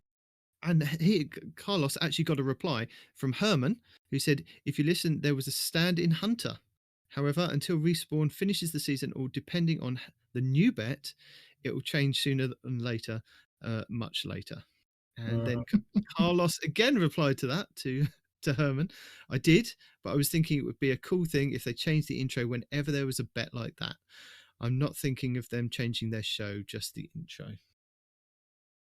Disagree. We're not changing the show because Respawn won't let us change the show name. Give me the sign in for YouTube. This guy needs to get banned. Let's just say he doesn't listen to the show. Perma-banned. Does he? No, I did hear the 3 Titans last time. We've been 3 Warlocks, we've been 3 Titans, we're all sorts of things. Yeah. Also, I did want to point out that the contest has been going on for about a week. But basically, as soon as I created a channel for you guys to submit, we had like 15 submissions in a day for the contest. That's so good. No, I mean it's not nearly the hundreds of replies we had regarding the bet, but we're working on it, guys. Keep submitting. There's some funny stuff out there that actually is making me laugh out loud. And my wife's looking at me like, "What's wrong with me?" It's like, you wouldn't understand. It's Destiny stuff. Go away. And yeah, there's some really funny stuff. And there's a guy who started following me yesterday called Keza350. And I don't know if it's the same Keza, but there's at least 3 videos with a guy named Keza. He's a Titan who he is the one epic failing in other people's videos. So I don't know how much you get around Keza. I don't know what's going on, but dude, as somebody who's new to the Titan jump, I know it can be rough, but missing that area 5 times in a row, it's a little rough, dude. Work on your jump. Maybe play a different class. I don't know. I'm not judging. But if it takes you 5 jumps to get that little orb out of the air, you might need to change tactics. That's all I'm saying. Don't listen to him. If you don't succeed, fling yourself into the hole again and again and again. He did. And one of them was a raid. So we are nothing if not a determined people. He missed it, right? And he missed it and then tries to turn around and go back. Gets boss stomped halfway across the map. He comes back. misses it again, tries to turn around and get it, gets boss stomped again across the map, and then comes in for a 5th time and misses it. I'm just like, my dude, what is he doing? If at first you don't succeed, try again. That's how this works. But anyway, it's a good clip, and I'm sorry, Keza, I'm not making direct fun of you, Yes, he is. but I am. So you're in 3 epic fail videos, dude. That says something, okay? Don't lie to the people. Come on now. Yeah. But good I think- videos all around. They've been pretty funny so far. I think talking about like competitions, I'd like to kind of get to the stage like the Guardian Radio podcast was towards the end of their run, actually offering consoles or games like the expansion to the game when it was coming up. Sure. I'd like to get to that stage in our show that we can actually offer more people, more incentive to listen in, which not just we that, can but- only do if you share this podcast with your friends. And not even your friends, your clanmates, or just anybody who's in the Friends, tower. Enemies, We don't need that. lovers. Yeah. Again, if you would like to sponsor a thing, you know where to find us. We're again, we can be bought, we can be sold. We are just here as a conduit for the people of Destiny. Yeah. That would be that's it. nice. If somebody did reach out and sponsor us, we could use that money to buy like a console and give it as a prize for people to play and not this just game. as a console. I 100% want to have a console given away that's got our logo on it. Absolutely, 100%. We could get a console and just stick a sticker on it. Whatever. You could also airbrush that on there. I'm sure somebody knows somebody that can do a thing. Possibly. Or we can, just have a air quote skin made, because you can have skins made on some of these websites. So we just put our logo on a quote skin, put that on there, send it out. Also, while we're talking about people interacting with the show and our competition and growing, if you could all jump on our Twitter this week at 2titans_hunter and either like or comment and get it to DMG. I've only tagged DMG in the tweet about our monsters versus monsters argument, that we want the original designs and not this new metallic version. Even if you don't support it, just jump on it and get it out there to DMG. We want him to actually respond to this one, because he very rarely responds. He never responds to me when I message him personally. I think it's because I'm just too small of a creator of this. It's just because you live in the UK and he doesn't love the people of the UK. That's all. He doesn't. No. That's Unless I change that's my name basically all to it is. unless I change my name to Bife, he's not going to listen. Don't change your name to Bive. Change it to like Houndish. John Houndish. Smith. Make it a very American name. You'll be all right. Yeah. Just change your name to Dylan Destiny. Yeah. I don't know what that is. All right. With that, I think we're good. We don't have any feedback. Report roundup is done. We do have some stuff. We have some more stuff. Do we? Oh, the tips, tricks, builds, guides. We do, yeah. all that There's a man who watches YouTube, so you don't have to as much. I can tell you how you can shut down Gambit portals. Yes, indeed. Really? So we have some tips, tricks, guides, and builds. So 360 Game TV has Old Foes Rise Again Triumph Guide. Now, this is the Vox Obscura mission. Now, at the end of it, there is a terminal that you can hit to listen to voice recordings. And I believe there's about 4 different voice recordings. And 360 Game TV goes over like the do's and the don'ts for this, because if you do like the chest before you touch the monitor, then I think the audio cuts out and you don't get to hear it, and you don't get recognition. So go and check that video out just for the details on that. And as I said, they go into more details about how to complete that. I think you can do it all in 1 week, so it's quite an easy one if you want to play the Vox Obscura mission over and over again. Sneaky Beaver has one for you raiders out there. You can 1v1 Battle Rock with 0 damage taken with this trick. So go and check that out. It also helps with your team because he focuses on you as you're the one giving him aggro, but you don't take any damage. Cheese Forever has how to disable the Gambit invasion portals. If you want to disable your own invasion portal for the whole game, then go and do that. It won't work on your opponents. So if you go into your opponents as an invader and drop the bubble or use the glaive, it won't work. So it's only a one-way thing and it only hinders your team. But if you want to check that out, go and check that out. Fallout Plays has the new best fusion rifle post the firmly planted nerf. So if you're interested in what fusion rifles work and how they work with this nerf, and it's surprisingly it's not as bad as they kind of made out. But Fallout Plays has done a lot of testing, so go and check his video out. And I saw 2 videos this week, and I was more impressed with this one. This one got me. Time Sausage Gaming, 50 overload stuns in 20 seconds. And I'm sorry, Jarv, it beat your 50 overload stuns in 30 seconds. Because if I can do it in 10 seconds less, I'm going to put that video in the show notes. So Time Sausage Gaming's got a video for that. Because that, again, is one of the challenges, I think it was last week, wasn't it? Hmm. Castle content. This one's for you, Respawn. I've specifically researched this one for you. How the best Titans play PvP with a Void 3.0 build. Just for you there, my friend. Go and check that out. True Vanguard has 2 videos this week that I've highlighted. The Asher's Embrace, which is the new scout rifle that you can get in Trials of Osiris, and why you want to look for one with the Adagio perk on it. And he breaks it down and goes through with some gameplay and shows you how good it is. So it's definitely one that I'm going to be looking out for. He also has the fully crafted Insidious Raid Pulse and what perks to look out for on that to make it a god roll.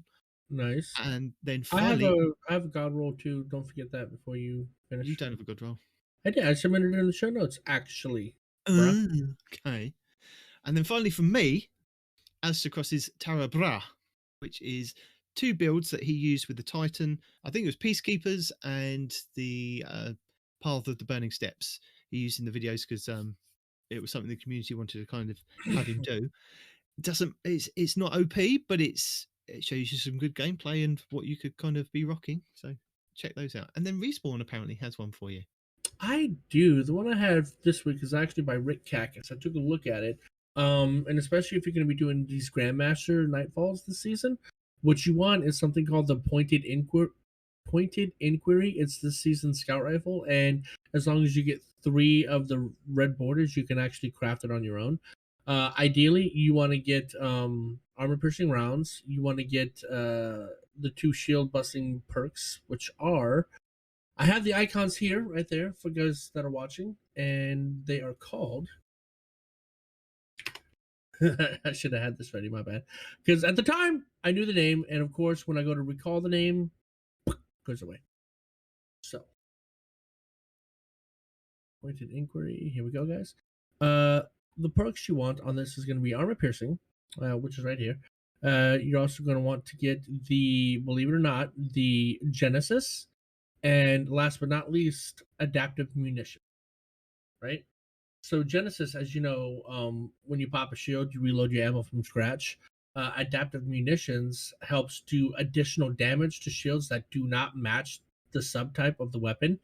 So what that means is you can watch the video if you want to, but all in all, it starts off at normal damage, and then it increases damage and increases damage and increases damage again until the bubble just pops, right? So you actually do more damage against that bubble with every shot that you land. And then Genesis pops because you popped a shield, and then he showed the differences between armor piercing and not using armor piercing, and armor piercing actually helps you destroy the bubble in 2 shots as opposed to 3, assuming it's matching the same not matching, I'm sorry, the shield champions, very specifically those guys. Without armor piercing, it takes 3 scout rifle shots to pop their bubble with the scout. With armor piercing, it takes 2 shots to pop their bubble with the scout. So, again, if you're going to be into Grandmaster Nightfalls or any high-level content where there's a lot of shields, especially a lot of different flavored shields, Pointed Inquiry, this roll right here, is going to be your go-to for anything shield-related this season. Take a look at it, watch the whole video, give them credit for it, but it was really good, and even I had to add it in this week because I'm actually farming for this gun so I can do exactly this. And where can you go get this gun if you're farming for it? The place you can get it is actually, you can farm it on the Wellspring. The Wellspring rotates days where it has different weapons, and the Wellspring will have this weapon on certain days. He doesn't discuss this in the video, so as far as I'm aware, this is the only place where you can find it, because that's the only place I found it. I think you can also get it from Ingrams. You get a lucky drop from an Ingram, the Umbrals. And other than that, I don't actually know. So Yeah, you can get it out of one of the season's engrams too. Like if you're progressing through the storyline and you're getting these random engrams from the ghosts and whatnot, that could drop a red border. But if I were you, I'd just wait for the wellspring to actually have it on this rotation. From the bejesus out of it on the wellspring. You could easily get 3 red borders in a day. So that'd be my go-to advice. You do what you want. I'm not your dad or your mom or your uncle or even your best friend. So I'm not telling you what to do. Do what you want to do. Well, you are telling people what to do. I did put a video in our list of things to go over this week, and I just wanted to kind of discuss it with you guys. And me and Peroty did have a quick chat before the show. Now, this is Cammy Cakes Gaming has the One-Eyed Mask 2, the Loreley Splendor problem. Now, this is using the new Titan exotic helmet, which has been reworked since it dropped at the beginning of the Witch Queen. Is this the Sunspot helmet? This is the Sunspot helmet. Now, I've been rocking it. I've been having fun with it. It's a really good helmet. Sometimes it saves me, sometimes it doesn't. Now, I've only been playing in 6v6 game modes. I haven't been using it in Rumble. I think I did try it maybe in the Glory playlist. But it's okay for an average player. And the reason I wanted to highlight this video is because I just want to have a quick discussion with you guys, and I didn't know if anybody else out there had similar thoughts about this. Now, in Cammy Cake's video, he goes over why it's a really OP helmet to use, because this guy, he was doing phenomenal things in the video. He was doing jump shots with Arbalest. He was, just one-shotting people because the Loreley Splendor gives you that extra damage buff for just standing in the sunspot. He was popping the shield, getting the sunspot, and then getting the extra damage. Now, he was using it in a game of Rumble, and the people that he was playing at were just literally running at him. Some of them were engaging him and having a fight, but he was just like body shotting them and killing them. And he tried to do a 360 no scope on them. The commentary throughout the gameplay was like, basically, this helmet is OP and it needs to get nerfed because it's fantastically, what's the exotic perk that allows you to one shot with a linear? Because it's not necessarily a perk with the helmet, but it goes with the subclass. Yeah, it's the bottom tree. Walking over sunspots grants you the Sun Warrior buff, increasing your damage dealt, your super duration, and the recharge rate of grenades and melee abilities. So you have to make a sunspot first, okay? Yeah, and which to do that, you just pop a barricade, and you have a sunspot. Really? No kill, no shot. Yeah, pop a barricade. It gives you a sunspot with the helmet on. Yeah. Okay. And his argument was that basically you don't need One-Eyed Mask. You don't need the Heart of Innermost Light, because if you're standing in a sunspot, your melee, your grenade, even your barricade will charge while you're standing in that. I mean, you can dip in and out of it and it will still give you, like, I think it's 5 seconds once you're out of the sunspot, but it'll keep ticking down. You can then step back in it and reproc it. So you don't need those other exotics. Maintain the buff, including the recharge buff, also remains for 5 seconds? Yes, outside of the actually standing in it. So it is overpowered in that sense, and what he was doing in the gameplay was fantastic. I mean, he's a fantastic Crucible player. I'm not taking that away from him. But my argument is that for average skilled players, what he was doing is not the same as what we can do. Now, admittedly, he was playing in Rumble. I've been playing in 60s. If you pop that barricade and you try and take down one person, there is always another person behind you just shooting you and taking you down. I've got to try it in Rumble or even in Trials or the Glory playlist again, just to see if it is possible. But I'm saying for things like this, where Bungie have put these into the game, not everybody is taking full advantage and being a godlike character. And I think sometimes when content creators make these videos and saying, hey, Bungie, look at this is what I can do, and they get nerfed. Reflect what the average person can do with exactly. And I think the same thing with what's happened with Hunters. I mean, you've had several nerfs to various different exotics over the time that we've been doing this podcast, and we've talked about it, that for average players, those things they're not 100% in the game for us to obtain. I mean, we may pull it off like 2 or 3, maybe 4 times in a row, but the next game we're absolutely rubbish. We cannot string 2 or 3 kills together. And sometimes that depends on the opponent. Sometimes that depends on how well we're playing with it, or just luck. Right. sometimes. And I think that when content creators make these videos and just put it out there like, this is broken, this is OP, I can see where they're coming from, and I'm not taking that away from them, because the good players will take advantage of this and will exploit it. But average players will have it as just their thing of this will help them in a situation and not be as OP as it is made out to be in the video. And I think there's a lot of disconnect and from the different skills of players of who play this game, and actually from content creators to actually just average players. And I just wanted to ask you guys, I do agree with that. And taking that what do you just think? a slight step further, the other video that I submitted when I was joking around saying Bungie hates hunters, right? It's a Rick Cactus video. Yeah. And he's talking about the recent glaive nerfs, right? Talking about how you have to have energy to suppress, and how the nerf affects hunters very, very specifically, because not all the other classes are going to do what we do. And even he says that he sees no reason why this should have taken place except as an attempt to nerf what the hunters can do. And then he listed a whole bunch of other exotics that were completely overpowered. And he even said that Bungie themselves stated that the artifact perks are supposed to be overpowered because you're supposed to have fun with them for a season and then they go away. Look at last season with the linear fusion rifles. They were just, I mean, you were deleting bosses and they didn't touch it, right? So No, but I think that was something that they deliberately put in the game, wasn't it? They specifically said that with what they wanted to do with the artifact, is that they wanted to give us mods and perks that were available for one season, where they didn't want to build it into the actual game, because if it was broken, then they'd have to nerf things like they had to do with like the recluse and things like that. Give us a sense of power. Like, we're supposed to be powerful for that season if we use what they've given us to be powerful, right? And then he lists a bunch of other things, which honestly I can't recall, but he has good points. He goes, well, this wasn't nerfed in this season. This exotic, they left that alone. This perk, they left that alone. This artifact perk, they left that alone.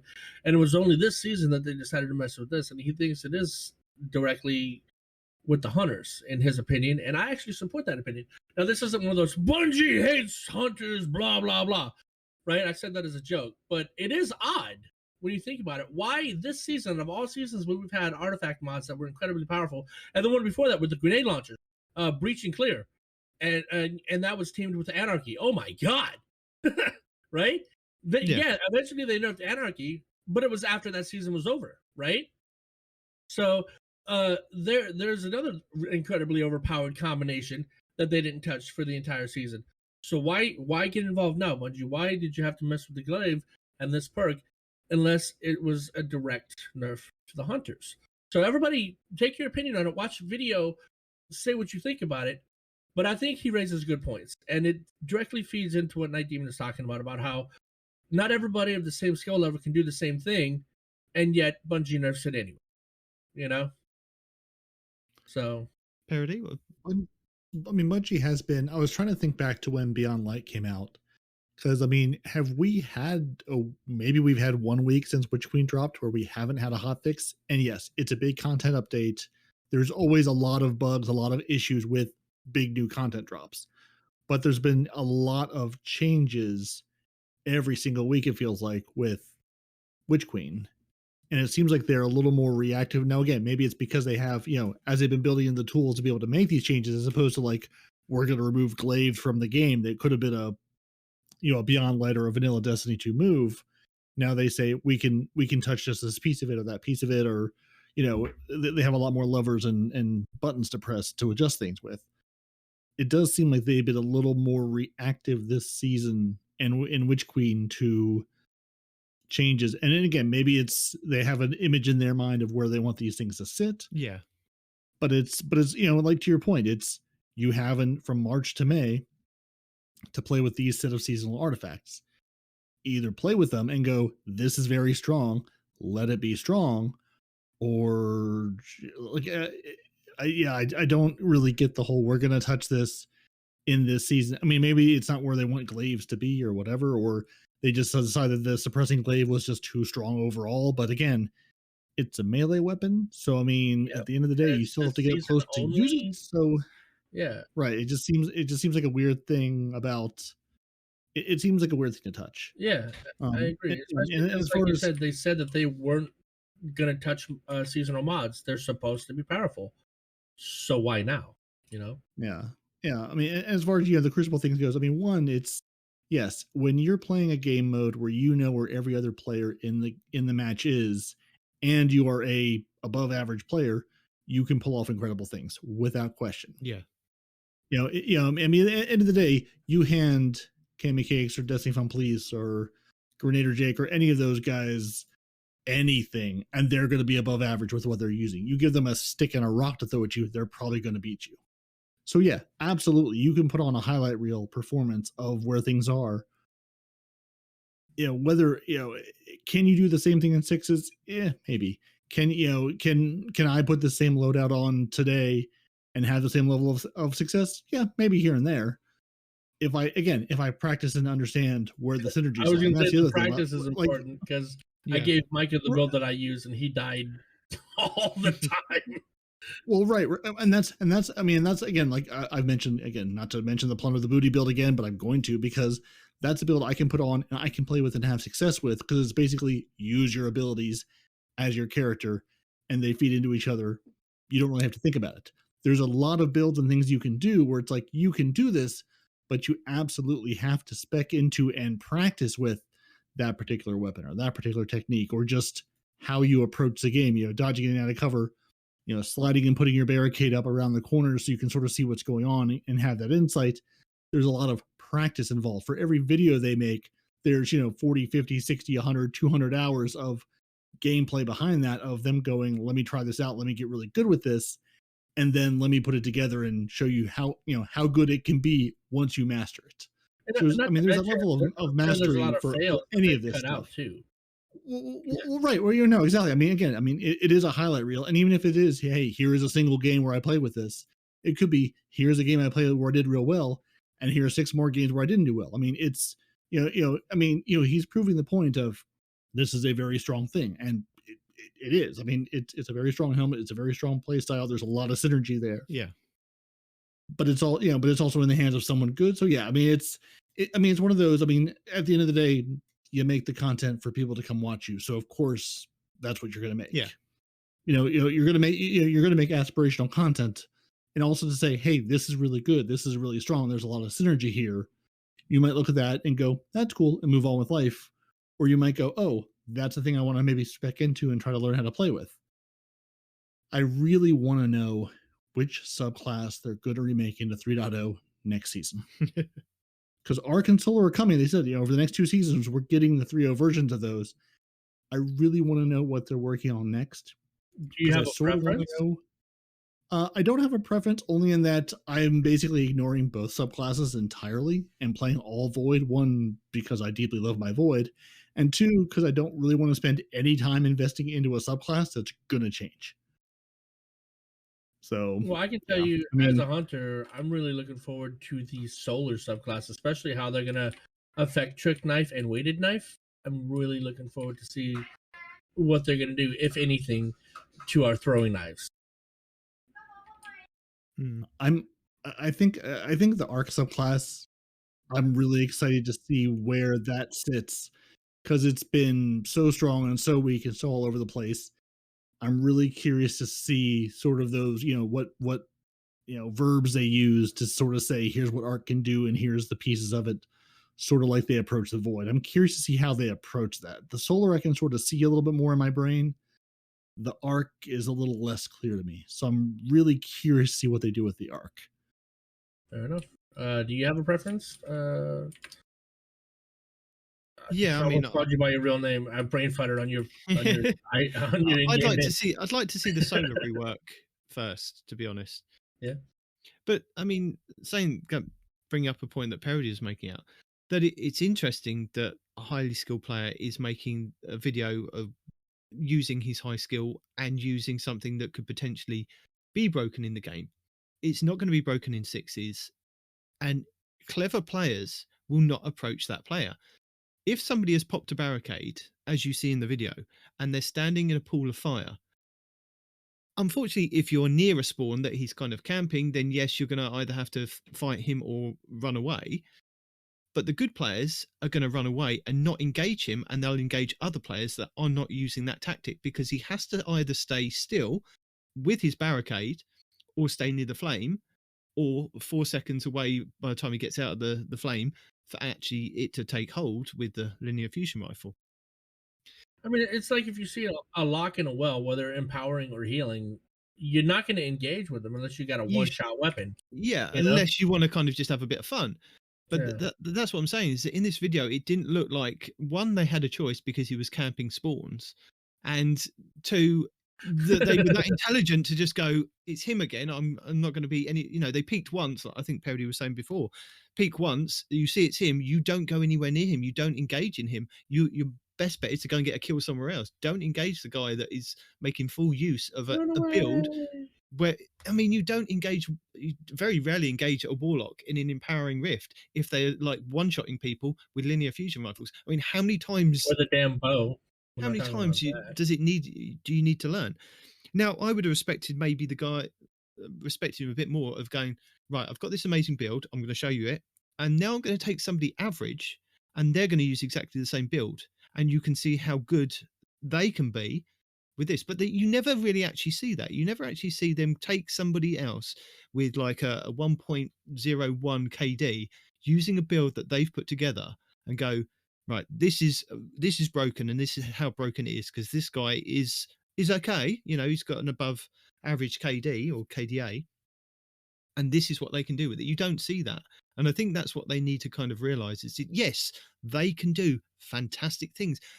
I've seen Destiny Fun players do fantastic things with all kinds of weapons. I mean, I can't main a chaperone. I just can't get that one hit kill. But every time that guy picks up a shotgun, even duality as well, he just swaps between the two. He mains a bubble titan most of the time, and the kills that this guy can get. I mean, I stand in a bubble, I've got a shotgun, I punch somebody, I get 6 people suddenly bundle me, and I'm like, damn it! And that guy can take out all 6 people. Mm-hmm. But it comes down to the player and how they play. And I think that things shouldn't be Give the build to Deacon. Try this out. Yeah, it comes down to the player and also the work that players put in. I mean, again, if you're making a video to show something off, you've made a significant time investment on that thing you're showing off, which again is the end.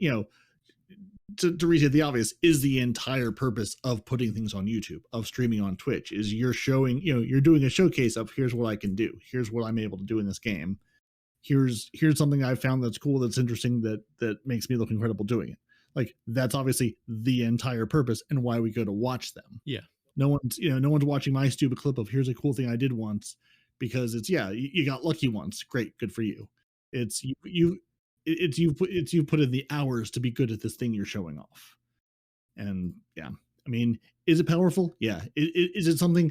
It's basically when you start walking into 6s and you see everybody running it, then you can start worrying about it. Right? It's like he says in the video, the Path of the Burning Steps is basically, he sort of made the same point with the Sunspots and Path of the Burning Steps. I think so. Yeah. Like no, it was the other. I'm trying to remember which Titan boots it was, but basically saying, you could sort of do the same thing with Path of the Burning. I know what you mean. Steps. And the Sunspot exotic, yeah, and basically saying like you could walk into 6s. Jotuns with Phoenix Cradles. I'm pulling Phoenix Cradles. Yes, thank you. With the Sunspots, yeah, because they stay up for 10 seconds. They also heal you when you run through them because it's a sunspot. And if you've got, you've got the Jotun fusion rifle, just one-shotting people. So yeah, I mean, you don't necessarily need. Yeah, you could do that.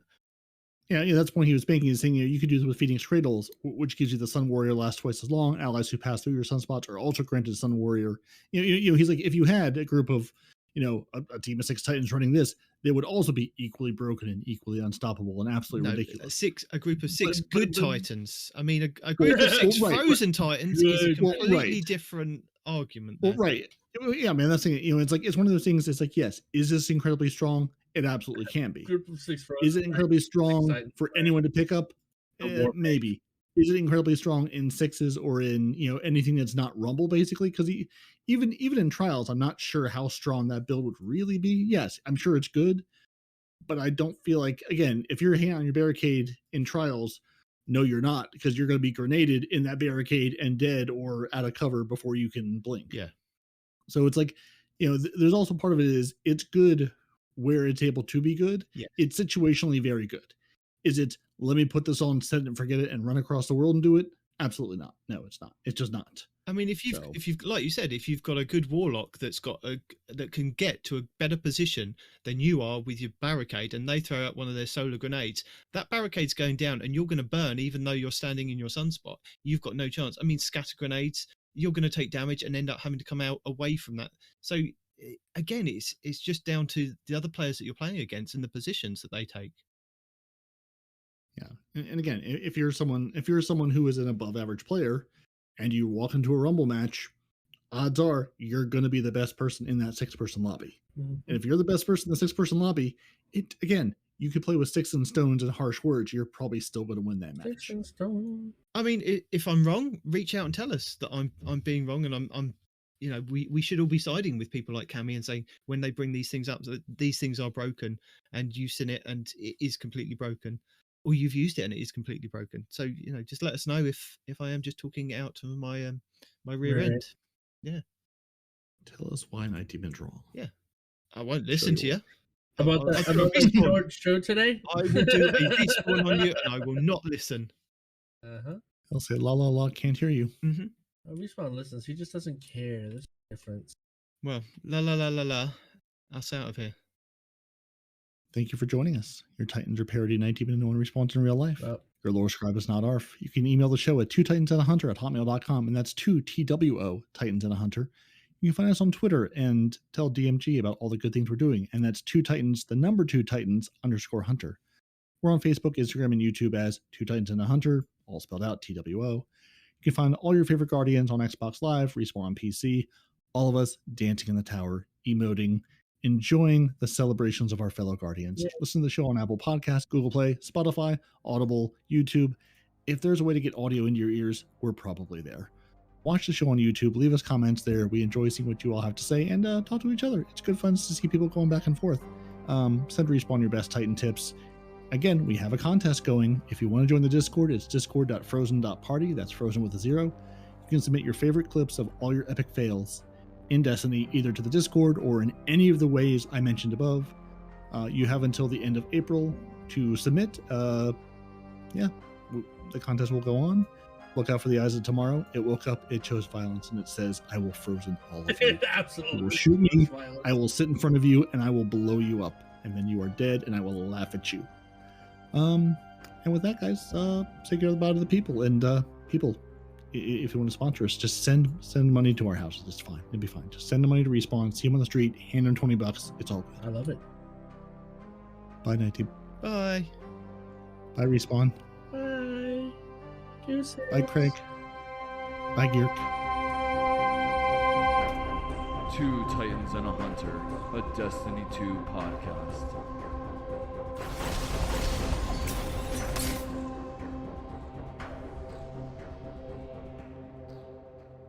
Remember how those guys, if you remember the band name, let me know. I reached out to him on Twitch. He hasn't responded back. But those guys that made music for us, that band, I found a way to use his music. So his music is being used for all of my intros except the show.